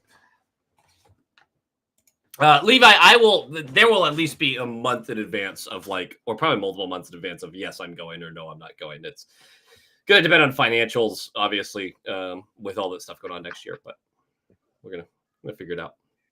I don't think those tickets are going to be crazy. I really don't. All right. So I think we're going to call it here. Jambi, thanks for joining in, bud. I mean, this was your idea in the first place. Was it? I think so. You were like, hey, do you want to stream? And I was like, actually, I really do. For both these shit teams. Yeah, it's not great. But yeah, thank you for having me on and for allowing me the chance to rant here and there. I just definitely better watching these terrible teams together, right? It's really hard. I have grown a new respect for national guys who are like, how do they not know this about my team? They're covering 32 teams. It is impossible. When Steve Dangle got roasted for not knowing who John Beecher was, do you remember last year? And he scored the first playoff goal, and everyone was like, "How do you not know this guy? He was a first-round pick 3 years ago." I was like, "Fuck you!" What he was a first-round pick in the late 20s. What are you talking about? I can't name the first-round pick of the Leafs last year. Like we're supposed to follow each other's teams that closely. Yeah, I don't know. Yeah, I don't remember either. Anyway, really great to have you. Let's call it a night. I've got to work on a little vidya here, which is not going to be so much of a game breakdown because there really wasn't enough that happened in this. No, not an awful lot. Couple power plays. That was about it. We'll figure it out. Anyway, Thank you, luck. everyone, so Thank much you. for joining. Thank you, Jambi.